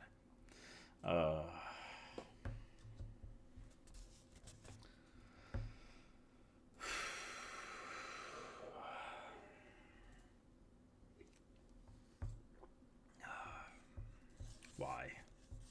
That's all. That's all I have to ask. Why? Why is this a card? Why? Like, Omega Agent is one of the stupidest things that they brought, and why is this a card? Like, I get it. Yeah, Arena's not the focus, I know, but good God, why? It's not even understated. So, 4 mana Omega Devastator, 4 mana 4/5, Battlecry. If you have 10 mana crystals, deal 10 damage to a minion. So, like, why isn't it at least a little bit understated? And it has a mech tag, by the way, too. So we'll have some mech synergy in there, too. It's, like, you can tempo it. It's very good. A Yeti on 4 is really good. In the 10 game, on turn 10, it's game-winning swing. It's a very easy 5. Hopefully they stick it in the top bucket and we don't see that much of it, because I don't want to be losing to this card. Play a Yeti, kill a minion, and then have 6 more mana to do stuff.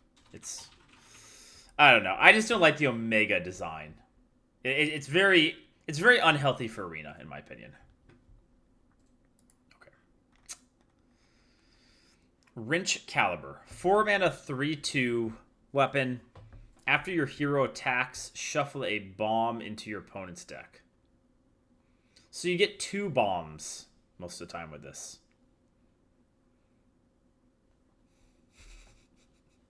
I mean, someone will actually have the bombs go off, but it's not gonna be me. I'm not gonna be the memer.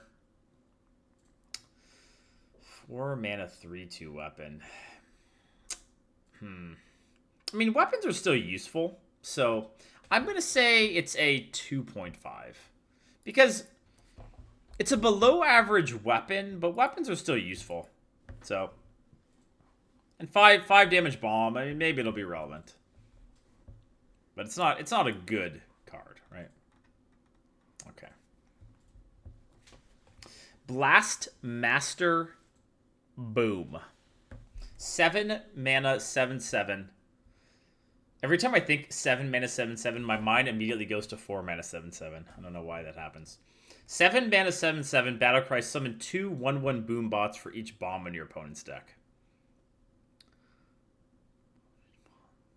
Yeah, I mean, if you get one bomb, this card's good, right? How likely are you to get a bomb? You have the weapon, you have the 3-drop. Because the Boombot's like a 7/7 plus a Boombot's like already good. If you remember Dr. Boom from back in the day, you had 7 mana 7/7 with 2 Boombots, and that was insane. But one is still good. Like, it's still playable.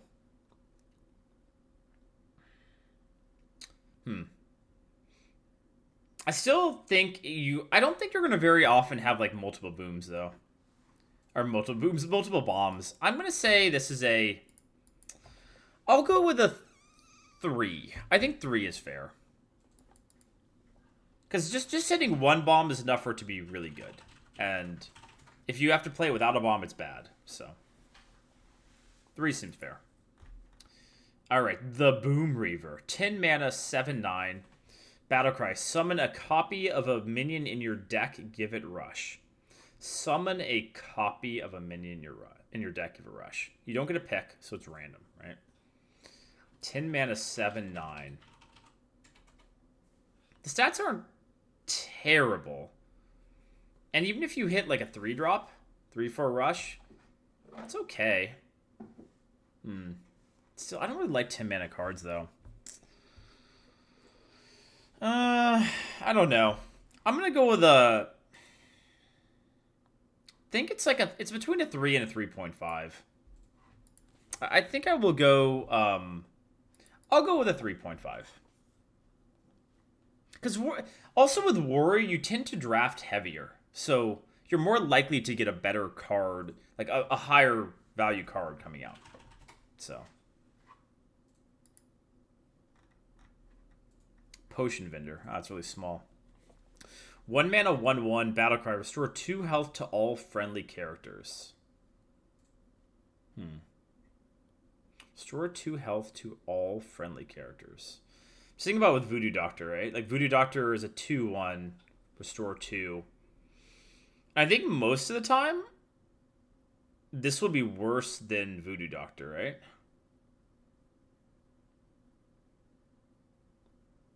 Because how often are you going to have, like, 3 damage minions or 2 damage minions?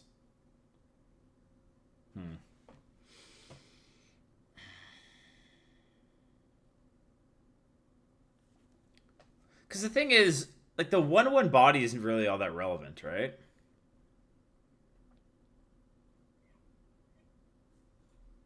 It's a 1/1. I'm not sure. Like, if you have a big board, then it's like...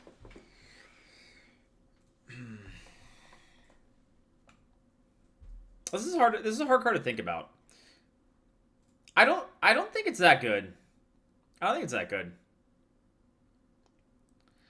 I'm gonna say it's a 3. It's okay. I think 3 is fair. 3 is fire.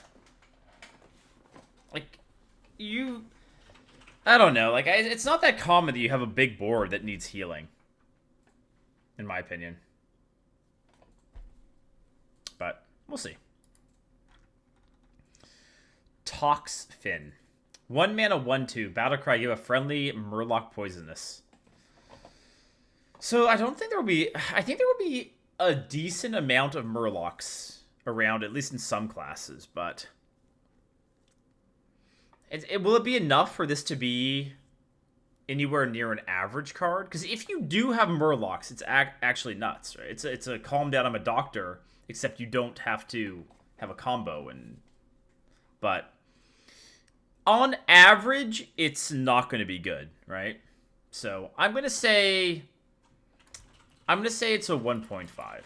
It's just too situational. Like, you need Murlocs in your deck. The Murloc needs to be on the board, and you need to have this card at that time, right? It's too many moving parts.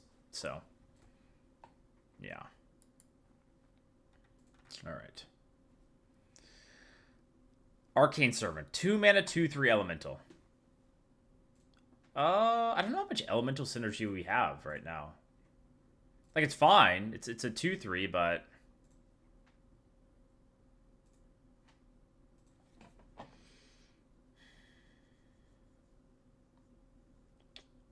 We don't have that much, right? It's just fine. I think it's a 2.5. I don't think there's enough for it to get bumped up too much. It's fine. All right. Next, Dalaran Librarian. 2 mana, 2/3, Battlecry, silence adjacent minions. So I think they highlighted this a bit with that Priest deck today. So with Priest, I think this card could be pretty powerful because they're getting a lot of good cards with it. But on average, it's like sometimes it'll be a little awkward to play, but with positioning, it should be fine, like in Arena. So it's probably just a 2.5 again, right?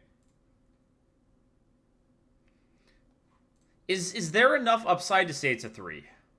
In certain classes, yes, but in a lot of classes, no, right? I think it's just a 2.5 again. You know, with the neutrals, we're just doing it for overall. So, all right. Evil Cable Rat. 2 mana, 1/1 beast. Battlecry, add a lackey to your hand. So it's just a 1/1, and then you get a lackey. It's pretty good. It's quite good. Really good. Because the fact that it's a Battlecry makes this card stronger than a lot of the other lackey cards. Because you can dig, like you can dig for an answer immediately, right? Like I need a damage, boom. That's good. It's definitely good. How good is it?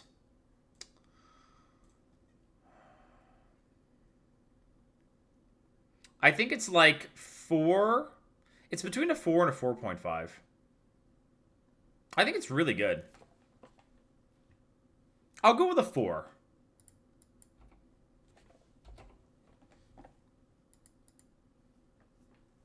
I'm gonna go with a 4. So here's the thing, guys. Like, you get the lackey card instantly. That's really powerful, and you can use it immediately. Like that, the fact that you can play it and get the lackey immediately to look for stuff. I think it's really good. Yep, I like 4. Yeah, it's a 1/1, and you don't. Again, it's a card you don't want to play on 2, but I like it. Like I would be fine with this as oftentimes as a turn 3 play. Just wait, guys. Just you guys wait when lackeys are ruining your arena experiences, and I'm taking all the lackeys. You guys don't have to take them. You guys can pass on the lackey cards. I'll take all the lackey cards. All right, moving on. Hinch Clan Hogsteed. 2 mana, 2/1 beast. Rush, Death Rattle, summon a 1/1 Murloc. It's good. It's good. Because, like, Bluegill is a fine card in Arena, right? Bluegill's a fine card, and this is Bluegill that can't go face, sure, but it leaves behind a 1/1. It's good. It's quite good. I'm going to go with a 4. I like it. Removal and then leave behind something. It's good. All right. And look at how cute that is. Oh my god. Wouldn't you guys like to leave that behind? Look at his eyes. He's like all full of life.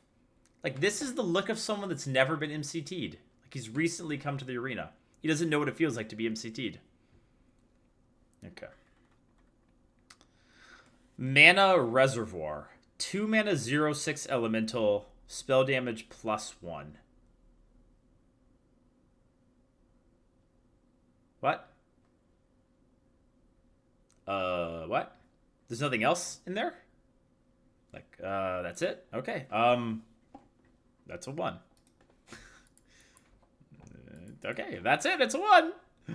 Remember that there used to be a demon. I think it was a 2 mana 0/7, I want to say demon. Was it a demon? There was a 0/7 spell damage card. What was it? Oh, 3 mana. Yeah. 3 mana 0/7. Street Tracks where you get... Yeah, that's it. It was terrible. it was terrible. So, yeah. This is a 1. It's awful. Okay. Spellbook Binder. 2 mana 3/2. Battlecry. If you have spell damage, draw a card. It's good. It's a 3/2 for 2, which is solid. It's not going to trigger that much, but like because there was not that many spell damage cards, but it's good. It's fine. And it's between a 3 and a 3.5. You know what? I'm going to dream big in the spell damage and give it a 3.5. Boom! Believe with me. Okay. Sun Reaver Spy. 2 mana, 2/3. Battlecry. If you control a secret, gain +1/1. I don't like the fact that this is a card. I mean, it's not often that someone will go turn 1 secret and Paladin into this as a spider tank on 2, but like, I don't know. I just don't like it being a card. Because when they do, it's gonna feel really bad. You know? And I don't know, yeah. But it's an overall rating, right? And this is one of those where it's hard to give an overall rating because some classes don't have secrets. So the vast majority of this time is just a River Croc. But, so again, it's kind of hard to rate this card. I'm going to give it like I think overall, it's like a 3. But in secret classes, it's probably like a 4. So secret class 4, not secret class 3. And maybe not even a 4 in secret class, maybe more like a 3.5. Okay. Faceless Rager. 3 mana, 5/1. Battlecry. Copy a friendly minion's health. So this is a Rager that could actually be okay. So you have a 2/3 on the board. And it becomes a 5/3 for 3, I guess?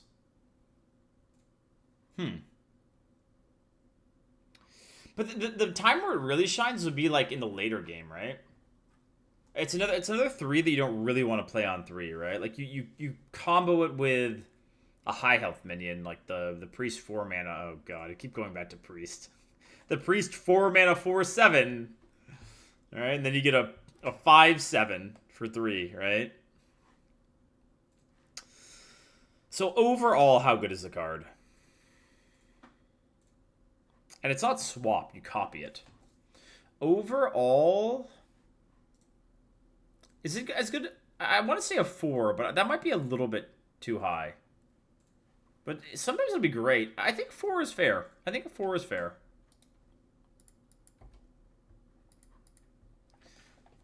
Like, if you have to play it on 3, it really will suck.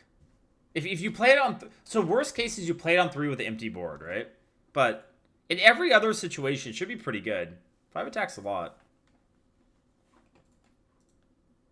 Okay. Flightmaster.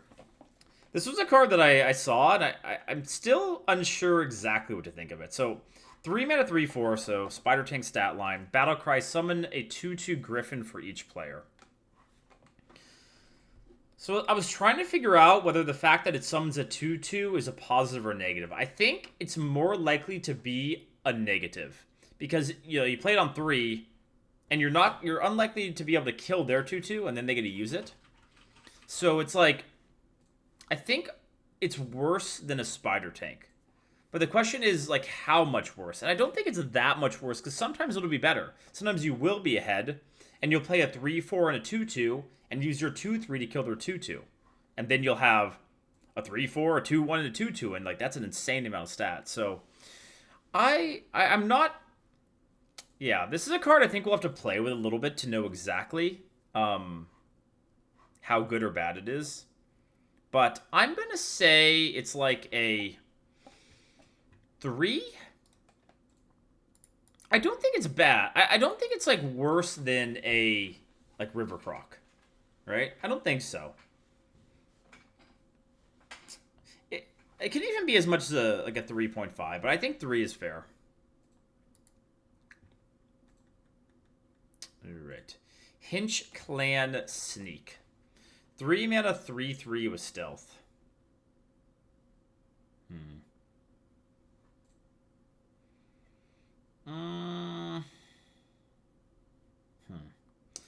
I'm not sure. It's definitely worse than the warrior card, the Worgen Rush. Like, I'd much rather have a 3/3 with rush than stealth, right? Like, how good is it that you can stealth a 3/3? It's really not that Because if you think about the 3/5 armor gain card that we have right now, the 4-drop, it's an okay card. And that's a 3/5 with stealth. This is a 3/3 on 3 with stealth. I think it's like a 2.5. It's fine.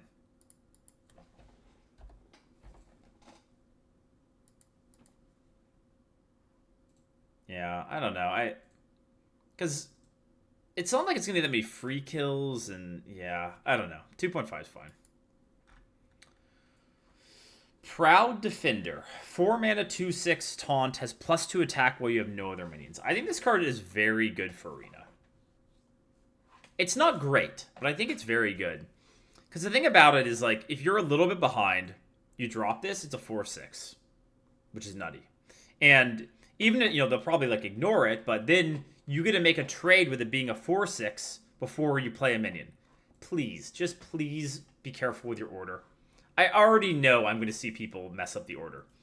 Like, just trade with it first, then play your minion, okay? Please. That's all. Like, it's very important. But I think it's good. I think this is like a 4. I think 4 is fair. I don't know if... I think it could even be close to a 4.5. This is one where if I had a fractional one, I would say like a 4.25, but I think it's quite good. Because I'm honestly not all that upset to play a Stegatron. Stegatron, whatever the 4 mana 2/6 taunt is, so I like it. Okay, Soldier of Fortune. 4 mana 5/6. Whenever this minion attacks, give your opponent a coin. So it's kind of like the dragon, right? The 4 mana 5/6 dragon that gives 2 coins when it dies. This gives a coin every time it attacks. I don't think it's good. I think it's bad. It's just a matter of how bad it is. I think it's bad. Well, okay, let me think about it. So you get 1 kill with it, and then there's a good chance they'll trade into it, huh? Like, you kill something, because it's still 5 attacks, so it's not like...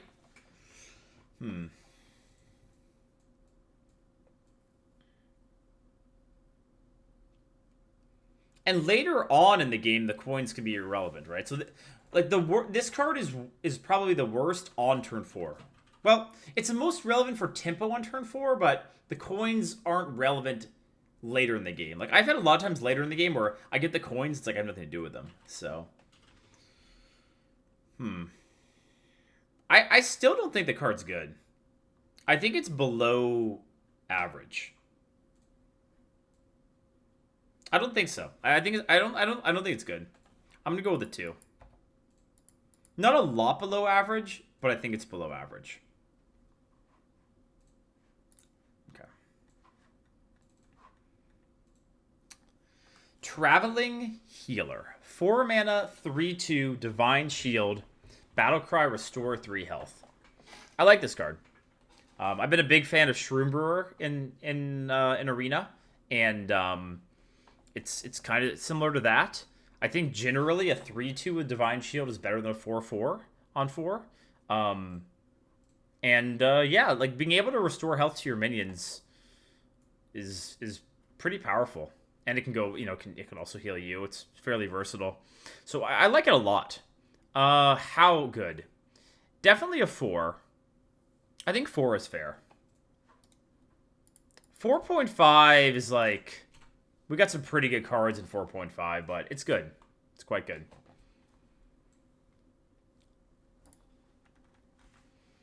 Violet Spellsword. 4 mana, 1/6. Battlecry. Gain +1 attack for each spell in your hand. It's terrible. You need 1 spell for it to be somewhat kind of okay, and it's still bad. It's like a 2/6. It doesn't have taunt. If you have 2 spells, then it's good, right? You need 2 spells for it to be a good card. A 4 mana 3/6 is a good card. So it's bad. And oftentimes you'll have no spells in hand. So for me, it's a 1.5. I don't have to worry about it too. Like, I don't want to have this as a 4-drop and be like, is it going to be anything on that turn? So I think 1.5 is fair. It's not good. Dalaran Crusader. 5 mana, 5/4 Divine Shield. I think this card is very good.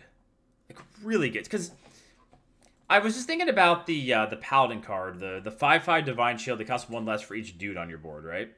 And when that thing comes down, even just on like turn 5, let's say, it's really annoying to deal with, because the thing is, you can't, like, if you look at like Silvermoon Guardian, they play that on the 3/3 Divine Shield. Like, oftentimes you just play an overstated minion, or whatever your 5-drop is, and you don't have to worry about pinging it. But with this thing, if you don't get rid of the Divine Shield, it's going to get a really good trade.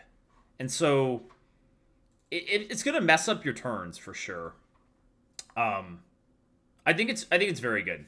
It's easily a 4.5 for me. I don't think it's like 5 is kind of rarefied territory, but this is these kind of so think about it compared to Pit Fighter. Pit Fighter is great. 5 mana 5/6 is great, and I think in most cases, I would rather have a Divine Shield than +2 health. Like, I think it's going to be better than a Pit Fighter, right? And Pit Fighter is insane, so I really like it. Okay. Eccentric Scribe. 6 mana, 6/4. Death Rattle summon 4 1/1 Vengeful Scrolls. Does it have what the scrolls are? What are the scrolls, chat? Are they just 1/1s without any tag? Or...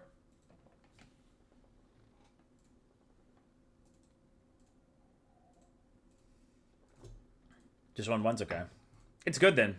So, 6 attack. It's very important for minions like this with the Death Rattles to have a relevant attack amount. Because I remember, what was the name of the card? Oh, man. It was a runt card.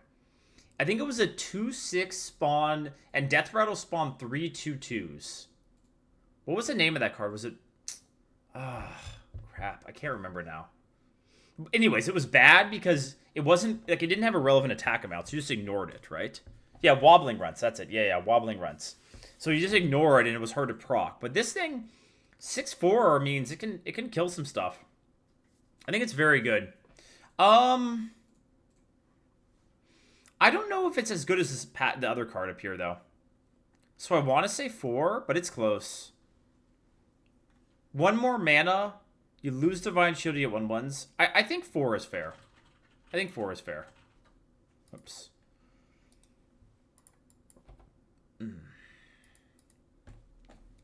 I mean, it's not on the level of like a Violet Worm, guys. Like a Violet Worm, 7/7. Basically you pay 1 mana for Violet Worm for a full board of 1/1s, right? But no, it's not on that level, but it's good. It's annoying.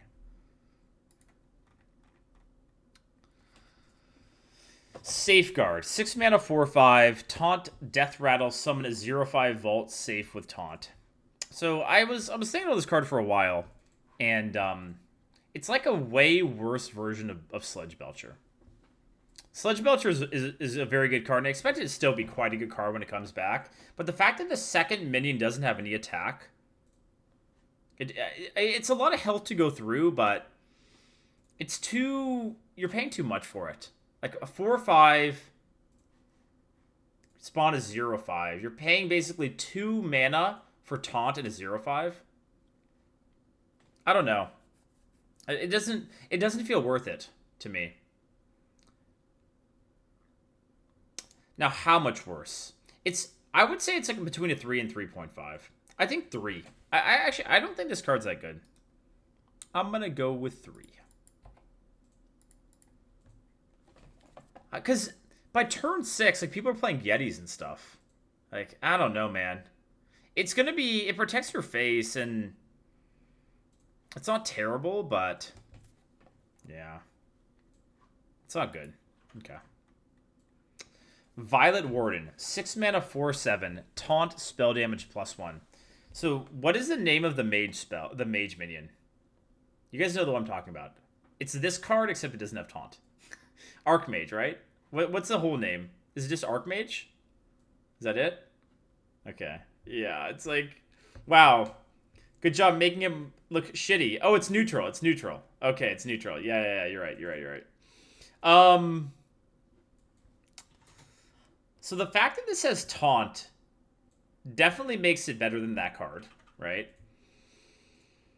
I'm just thinking about how good it is. I don't really value... So on expensive cards, I don't value spell damage as much, right? Because it's harder to combo it. So I don't think the spell damage on this is as valuable as the spell damage on a 2-drop or a 3-drop or something, right? But I would say it's above average. It's like a 3 to a 3.5. I'll go with a 3.5. The taunt is pretty valuable at that point because it has a lot of health. So I think 3.5 is fair, but it's close. 3 to 3.25. Heroic Innkeeper. 8 mana, 4/4. Taunt. Battlecry, gain +2/+2 for each other friendly minion. I actually didn't see this card. I thought I looked over all of them, but I didn't see this card when I was looking over them. Gain +2/+2 for each other friendly minion. This card just doesn't make sense. Because it's like, it has taunt, but you don't need taunt that much if you have a bunch of other minions, right? So it's like, it's almost better if you're more of an aggressive deck, right? You have a bunch of crap on your board and then buff it up. So it's a weird card to evaluate. 8 mana. So you need to have at least 2 minions for it to be decent on your board, right? Like if you don't have at least 2, then it's going to be a 6. Like 1, it's a 6/6. That's terrible. With 3, it's quite good, right? If you get a 10/10 taunt, then that's quite good. But that's hard. That's going to be hard to do. I think it's like a. I think it's like a 3. I don't know. It feels too situational to me. Like with my taunts, generally, I want it to just be Sludge Belcher or Etten or something.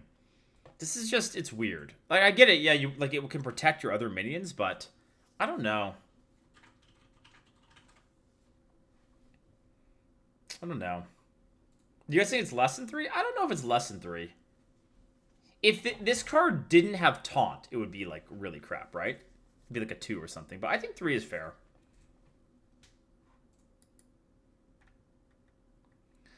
Burly Shovelfist. 9 mana, 9/9 rush. So Charge Devilsaur is an 8 mana, 7/7 rush. This you get an extra 2/2 in stats for 1 mana. That's really good. Because Devilsaur is already a premium card. You can't do it in ping, but you don't need a ping compared to like Devilsaur because you have +2/2, right? It's a 4.5 for me.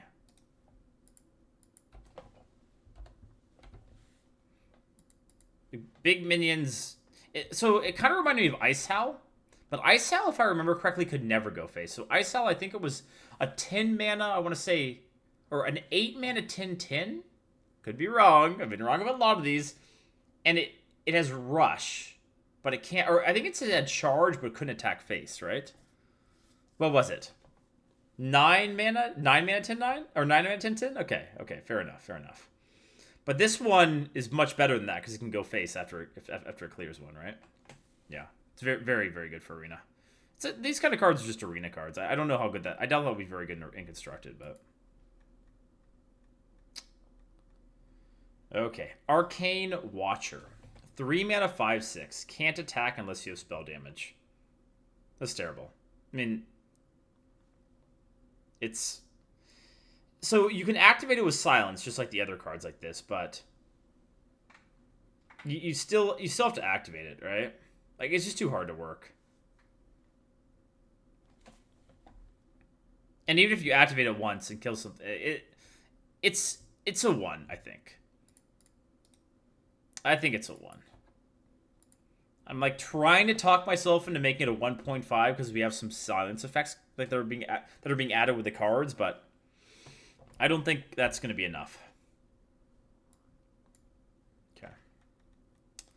Spellward Jeweler. 3 mana, 3/4. Battlecry. Your hero can't be targeted by spells or hero powers until your next turn. So 3 mana, 3/4 is really good. So it's already above average. How powerful is that effect? It's not that important, right? It's not, like... It feels like it's just, like, a 3-mana 3-4. And what's a 3-mana 3-4? It's like a 3.5, right? Something like that. It's between a 3.5 and 4. I think 3.5 is fair. I don't think there's enough upside from this to like, bump it up more. Like, sure, yeah, I mean, it can protect your face for one turn, but that's not going to be all that relevant most of the time. Alright, Hecklebot. A 4-mana 3-8.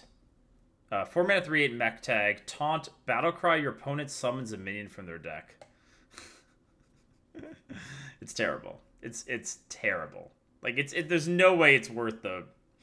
Like, let me just put this into perspective for you.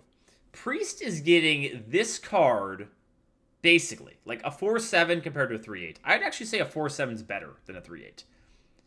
And instead of summoning a minion from your opponent's deck, it restores 5 health. And Priest doesn't give a shit about health. So, it's awful. It's really bad. No, this card's terrible. I don't want that gamble. And it's not even like, this is a 1 for me, easily. Because it's not even like, it's not even like, the 3-mana 2-8. What's the name of the card? Where it summons a card when it dies. This thing does it on Battlecry. So, you can't even, like, try to protect it and prevent it coming in. It's terrible. Yeah, Deathlord. It's, no. Don't do it. Don't do it. Friends don't like friends, Hecklebot. Alright. Portal Keeper. 4-mana 5-2. Battlecry. Shuffle 3 portals into your deck. When drawn, summon a 2-2 demon with Rush. So this is definitely a bit of a complicated card, right? Like, it's one of those cards where if you're ahead on the board on turn 4, it could be very good. Because it means, like, 5 attack means it can trade up into things, right? The problem is it gets killed by a 2-drop or, like, a 1-drop, right? Shuffle 3 in, so you aren't all that likely to draw one when it's going to be relevant. I'm thinking if it's above average. I think it's above average. So, like a 3? 3 to 3.5? I think 3 is fair. I think 3 is fair. Yeah. It's not terrible. It's not terrible.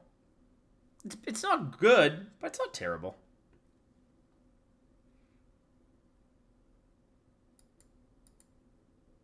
Yeah.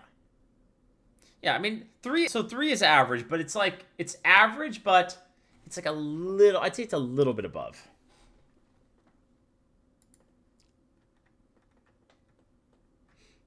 Wait, where's the other portal card? I'd rather talk about the other one. Oh, it's not here yet. I think the other portal card is better, though. I'd say the other portal card's like a 3.5. Don't you guys hate on the portal cards, all right? I'm going to have the RNG to draw all 3 of them in a row. And then you guys are going to be like, oh, shit. Dreads was right all along. Okay. Recurring Villain. 5-mana 3/6. Death Rattle. If this minion... excuse me. If this minion has 4 or more attack, resummon it. It's bad. Doesn't even have taunt, right? It's bad. It's... Well... I mean, it's bad, but it's not terrible, right? I'd say it's like a 2.5. Maybe it's more... I guess that means it's like... I'd say 2.5 is fair. Because you buff it by 1 attack, and then you resummon it. If you resummon it, it's insane, right? Just once, it's insane. But it's not, you know, it's not a good card. Sunreaver Warmage. I feel like my voice is starting to go. Get some more water.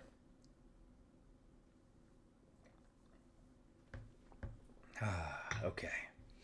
Sunreaver Warmage. 5 mana 4/4. If you're holding a spell that costs 5 or more, deal 4 damage. It depends a lot on the class for this one, right? Like Mage or Priest could very often have this be good. If it triggers, it's nuts. It's like a fire rally, right? Worst case, you're playing a 5 mana 4/4, which is bad, which is quite bad. But again, this is a card where it's hard to evaluate, to give it a number for overall. Like overall, I would say it's like a 3. I would say like overall, it's like a 3. And so I think that's a rating I should give it. If you're taking everything into account, it's a 3. It gets bumped up a little bit in classes. A lot of, actually, I would say in Mage and Priest. But overall, I would say it's a 3. Because if it does go off, if you are able to make it work, it's great. But in like Priest or Mage, I'd say it's more like a 4. But yeah, these cards are just hard to evaluate for Arena. Yeah, Warlock too might be get a bit of a bump, right? Okay. All right, Mad Summoner, 6 mana 4/4, Battlecry. Fill each player's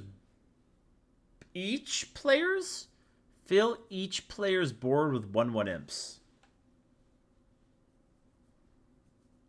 It's terrible.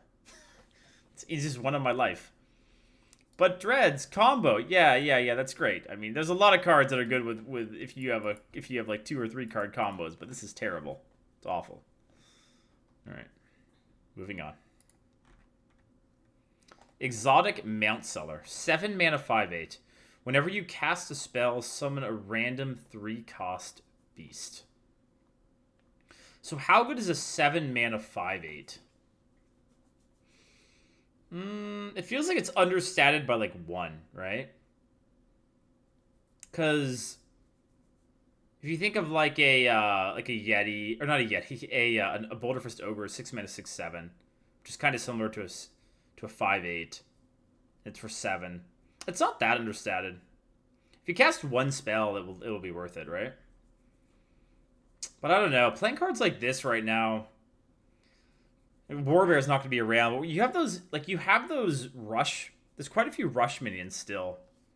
I'm having a hard time seeing this being really good. Like, it's okay. 3, I want to say.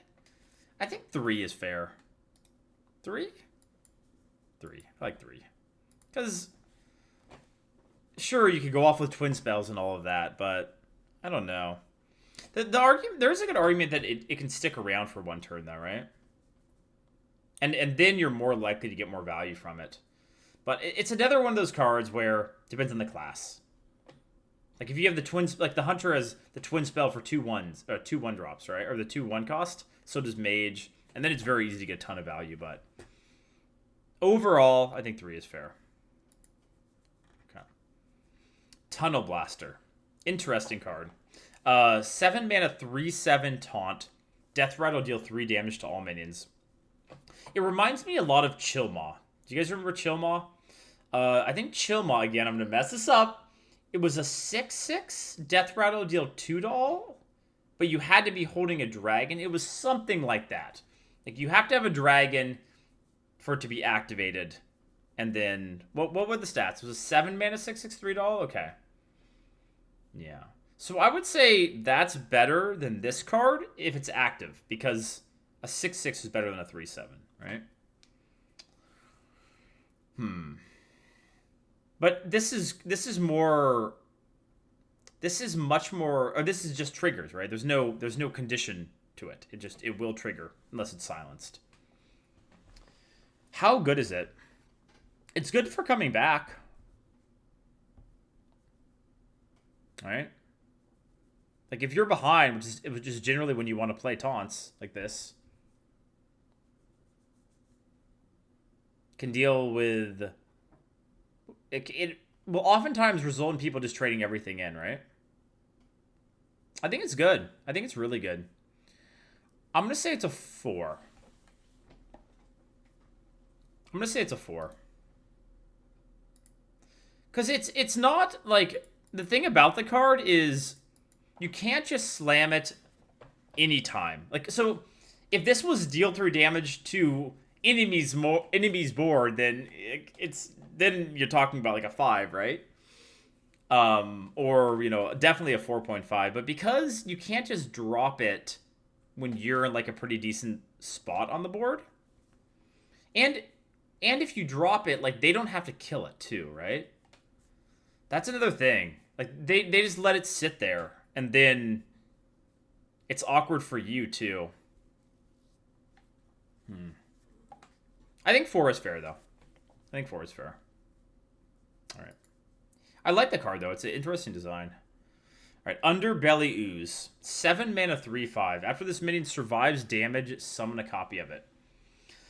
On average, I think it's bad.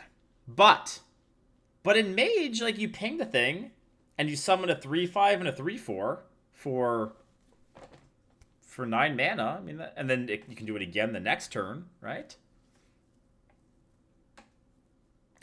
Or it'd be a 3/4. Oh, summon a copy of it. Oh, wait. Oh, so even in, like, Mage, it's not that good, because it will keep... Yeah. Okay. It's really bad. It's really bad. It's like a 1.5. No, it's terrible. It's really bad. Because if you can't activate yourself, like, there will oftentimes be times, and so even if they don't have to, like, you don't even have to kill it in one go, right? Like, you can just put a 4/5 into it and then ping it, and then you'll be left with a 3/1. Like, it will summon a 3/1, right? Because after it survives damage, it's terrible. Because you hit into it and then you don't even get the full thing back. It's bad. It's really bad. All right. Magic Carpet Ride. 3 mana, 1/6. After you play... Oh, I have one comment. Oh, let me go through the stats. 3 mana, 1/6. After you play a 1-cost minion, give it +1 attack and rush. So first off, it's terrible. Like, how the hell are you going to make that work? It doesn't even have taunt. Second off, people in the reveal stream today were saying this card's cute. How can it be cute? Like, it's a magic carpet. There's no, like... Maybe I have a different definition of what cute is, but... I don't see anything cute about that card. I mean, no disrespect to the card, but cute is not the word that I would describe it. Anyhow, it's not good. It's pretty bad. Like a 1 +1. Yeah, it's got to be a 1. It's a 3 mana 1/6, right? It seems really bad. 1.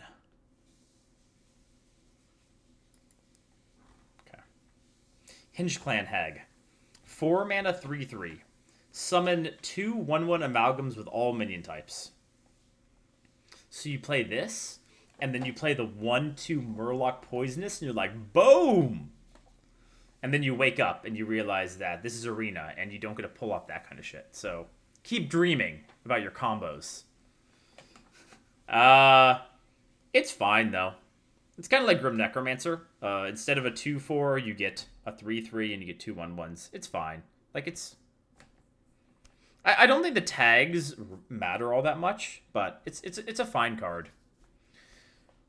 I think it's like a 3.5. But I see a lot of people saying 4. I don't think it's a 4. Why? Would I rather have this or a Yeti? I think I'd rather have a Yeti, right? How much better is a 3/3 than a 2/4? I don't know. I think it's pretty similar.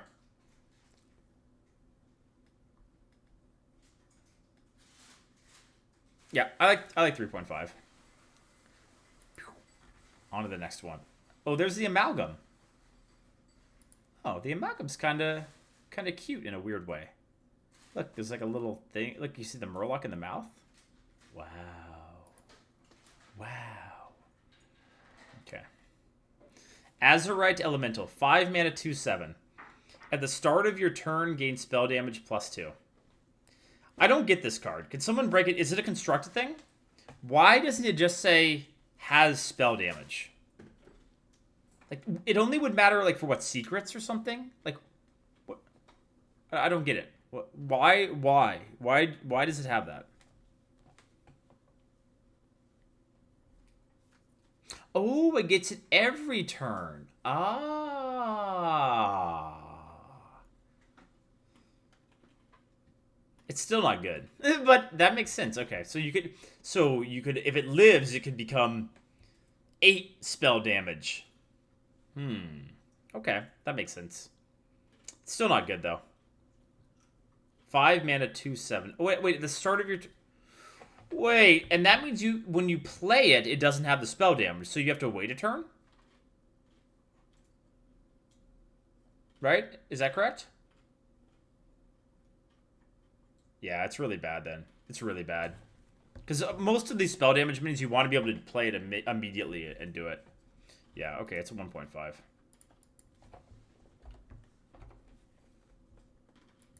Yeah, it's bad.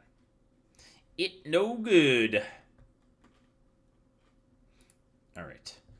Portal Overfiend. So we already talked about the portal mechanic a little bit. So this one is a 6 mana 5/6. Battlecry, shuffle 3 portals into your deck. When drawn, summon a 2/2 demon with rush. So this one's a little bit better than the other one, right?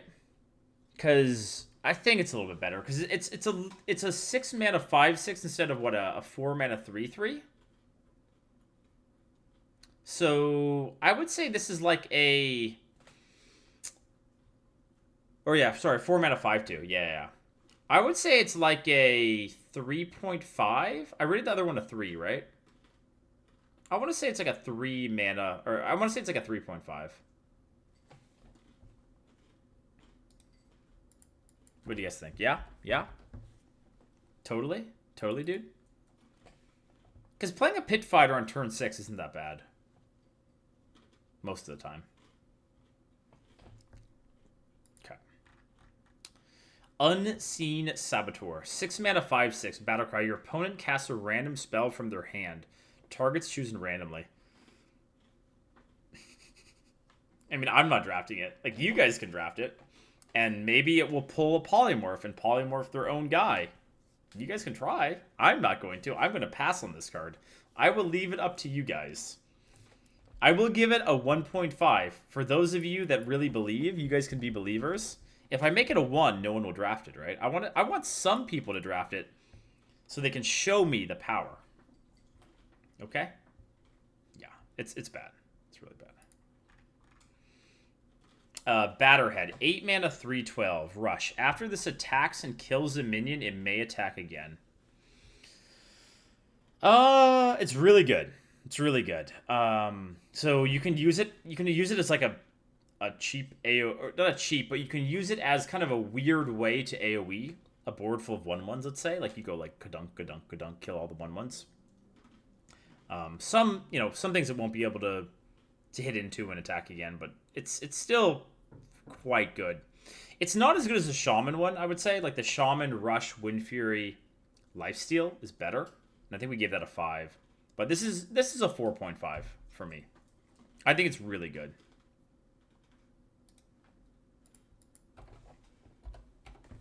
These Rush minions are very powerful. Very, like... And the fact that if this didn't have the text that you can attack again, it wouldn't be that good.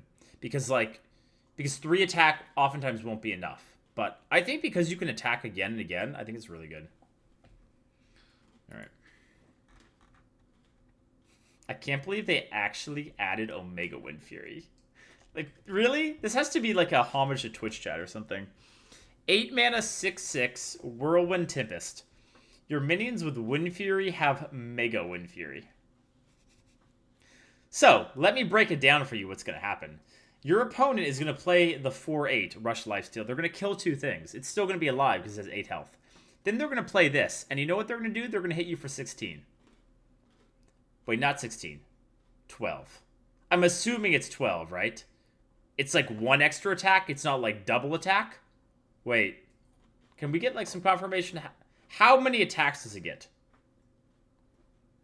It gets oh, it actually gets 4 times? Oh. Oh, no. I mean, on average, it's not a good card, but I'm not going to like losing to that.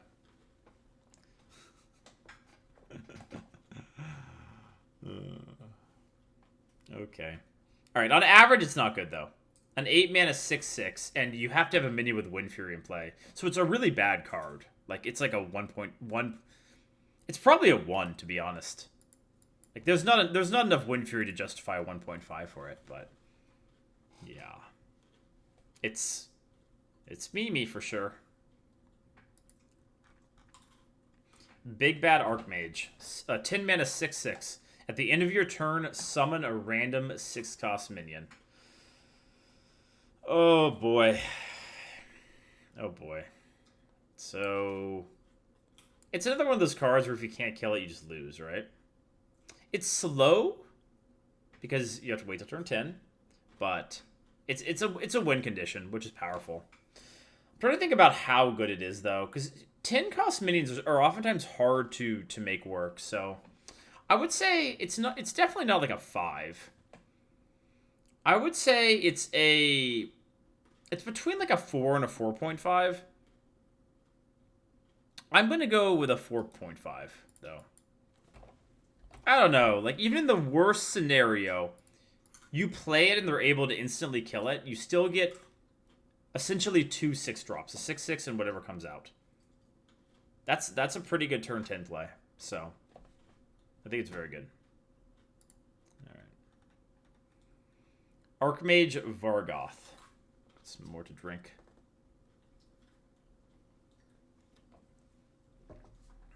Archmage Vargoth, a 4 mana 2/6. At the end of your turn, cast a spell you've cast this turn. Targets are random. So this is another one of those cards it's very hard to evaluate across all classes. I don't think it's good. I don't think it's good. Wait, we're getting this card on Friday? So they're adding it early to like arena and stuff, like with other stuff? Why this one?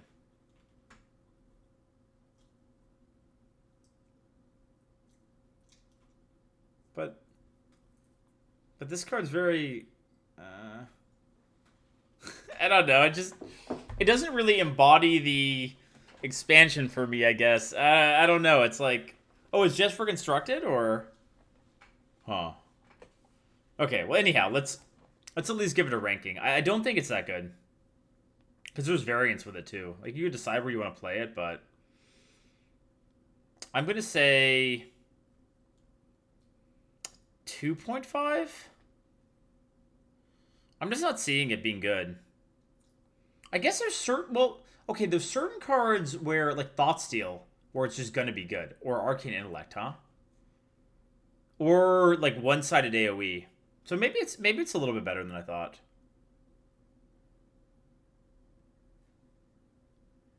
And a 2/6 isn't the worst stat line. Okay. Maybe I'm underestimating a little bit. But if you just play it as a 2/6, it's like, eh. I'll go with a 3.5. Let's hype up the new card that's coming. It's going to be insane. It's going to be the best card you've ever... 3.5. All right. Barista Lynchen. 5 mana 4/5. Battlecry. Add a copy of each of your other Battlecry minions to your hand. So, just double checking. This means the minions you control, right? So you have to have a Battlecry minion on the board to get value. So it's a 1 mana overcosted Yeti. It's bad. This isn't good. What? I see people in chat saying, for no. Why? What makes you think you're going to have a Battlecry on the board? This card is not good. Not an arena. I'm not... Like, it could be okay. Yeah, I guess with the lackeys, that does give it a little bit of a bump, but I don't know. The lackeys do help. The lackeys do help. And some of the lackey generators are battle cries, too.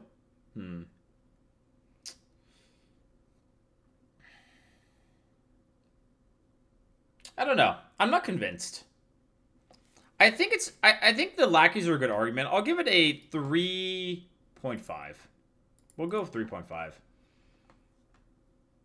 It's a legendary. We're not going to even see it that much, but it's fine. I don't think it's going to do what you guys are thinking. You guys are big dreamers. Chef Nomi. 7 mana 6/6 battle cry. If your deck is empty, summon 6 Greasefire 6/6 Greasefire elementals.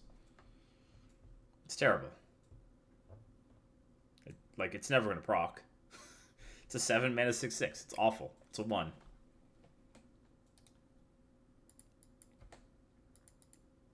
Easy one. Okay, moving on. Look at that cool Greasefire elemental we'll never summon. Okay. Archivist Elysiana. 8 mana 7/7. Battle cry. Discover 5 cards. Replace your deck with 2 copies of each. So with this card, don't rope. So basically watch my stream. I never rope. Take notes on how I do it, and you'll be fine with this card. But if you start roping this card and you have to discover 5 times, you're going to have a bad time. So start discovering early with it, okay? Stop capping, chat. I see it. I see the kappas. I'm writing down everyone's name who's capping right now. So how good is that? You know what your draws are going to be, right? It's obviously a constructed card where you avoid fatigue and can be, that's very valuable in certain archetypes, but so you'll have 10 cards left in your deck. That's a lot. This is a hard one to think about. Like, if your deck is crap, like what's left in your deck is crap, it's really good. But you could also just really hit bad ones, so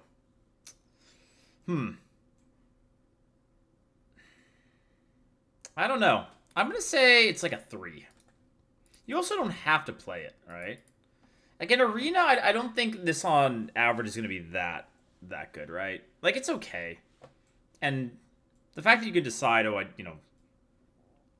can figure out when is a good time to play it, but having this sit in your hand, I don't know. I think 3 is fine.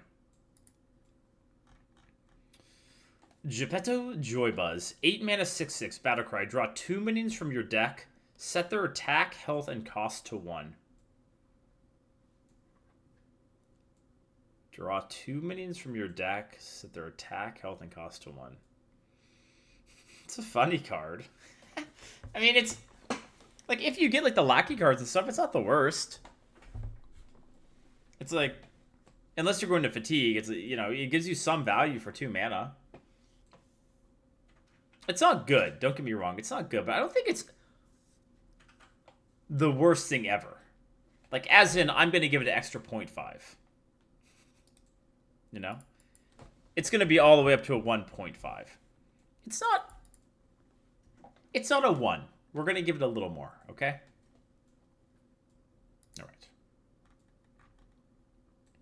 All right, and that's a lackeys. So that's it. Boom. We got them all, right? We did it. We made it all the way through. Great success. All right. So, what do we think? What's the power level like for the expansion? Good? Like, I think the power level is fairly high, but not insane. It's not like Ungoro power level, but I think the power level is pretty good. Looking at some of the cards though that are coming back, it's like, man, there's nothing on the level of a Abyssal Enforcer, right? Like that, like those kind of cards we're not getting back.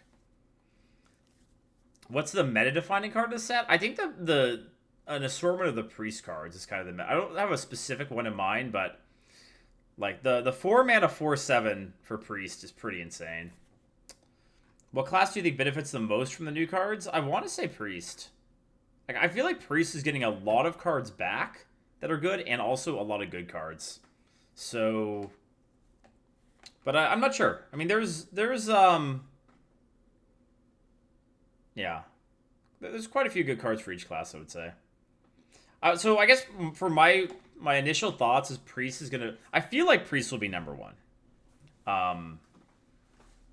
Yeah, I'm gonna go with Priest number one. Shocking, I'll go with Mage number 2 and Warlock number 3. That's just I'm not, this is just my initial thought, because Warlock gets back Blast Crystal and Abyssal Enforcer. So although their current cards aren't, I wouldn't say as insane as some of them, they're getting back really disgusting stuff. So yeah. I hope Rogue is good. I don't know how good Rogue will be, but I really hope it's good. And I also think Warrior is going to be terrible. Like, just based on the cards that we've seen and looking at the cards that are coming back, I think Warrior is going to be like trash tier, like bottom. And hopefully their answer to that is not bumping the offering rate of Omega Devastator like through the moon. But yeah. It all depends on the buckets. Well, and that's another thing I should just add here, right? Like, if you're watching this on YouTube or whatever, just this is an important point. The buckets can change. Like, the ratings in here are just for each card. It's we don't know what bucket they're going to be put into, right? So that's one of the big things about this expansion, this rotation, is Blizzard is going to have to set a bucket for each of these old cards that are coming back. So we're going to have a bunch of new bucketing along with these new cards. And so depending on how they bucket, like the decisions of whether you pick one card or another will come down to that more than like the overall power level of each card. Because that's just how the drafts work, right? So if they underbucket something, you'll take it every single time, even if it's not as good as another card, because that card's in a higher bucket, right? Will you do a review of this review after the meta gets defined? We can talk, like, we can definitely, I think one thing that I will do is I'm going to kind of give in the first week or 2 weeks, I think it'll be a lot of just seeing what the buckets are. And I think the community will probably help with that a little bit. I'm not very good at, like, mapping out all of the buckets.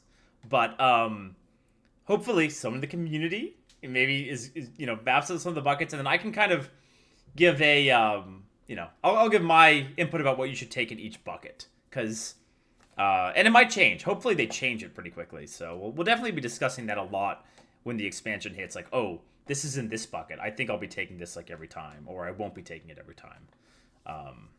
So yeah, I'd like to think the Blizzard will post the buckets. So they did it that one time, Kai, but I don't know if they're going to do it again, to be honest. I'm not so sure.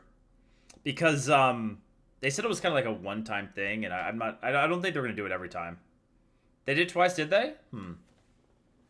If they do, I don't know. I personally don't mind it being a bit of a fiesta for a day or two. So, like, there's something to be said for not knowing day one, because it'll be kind of fun to figure it out. Oh, this is like this. Oh, but either way is fine for me.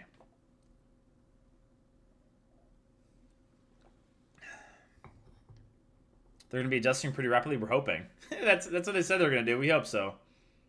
But anyhow, I'm really excited. It'll be so different. 6 more days, and things will definitely be different. Can't wait. Also, I don't know if for anyone who got here later in it, before we started doing the review here, I went through and just kind of nonchalantly looked at the cards that are coming back, because we're getting old cards back to Arena. So Arena is no longer going to be standard. And so if you're interested in kind of, if you didn't play during the time of those other expansions, I kind of mentioned which cards are good and which cards are not so good, but you're going to have to think about it a little bit. So if you want to check that out, that also could be fairly helpful for people. Okay? Do the review again, but a silly accent. Hell no. All right.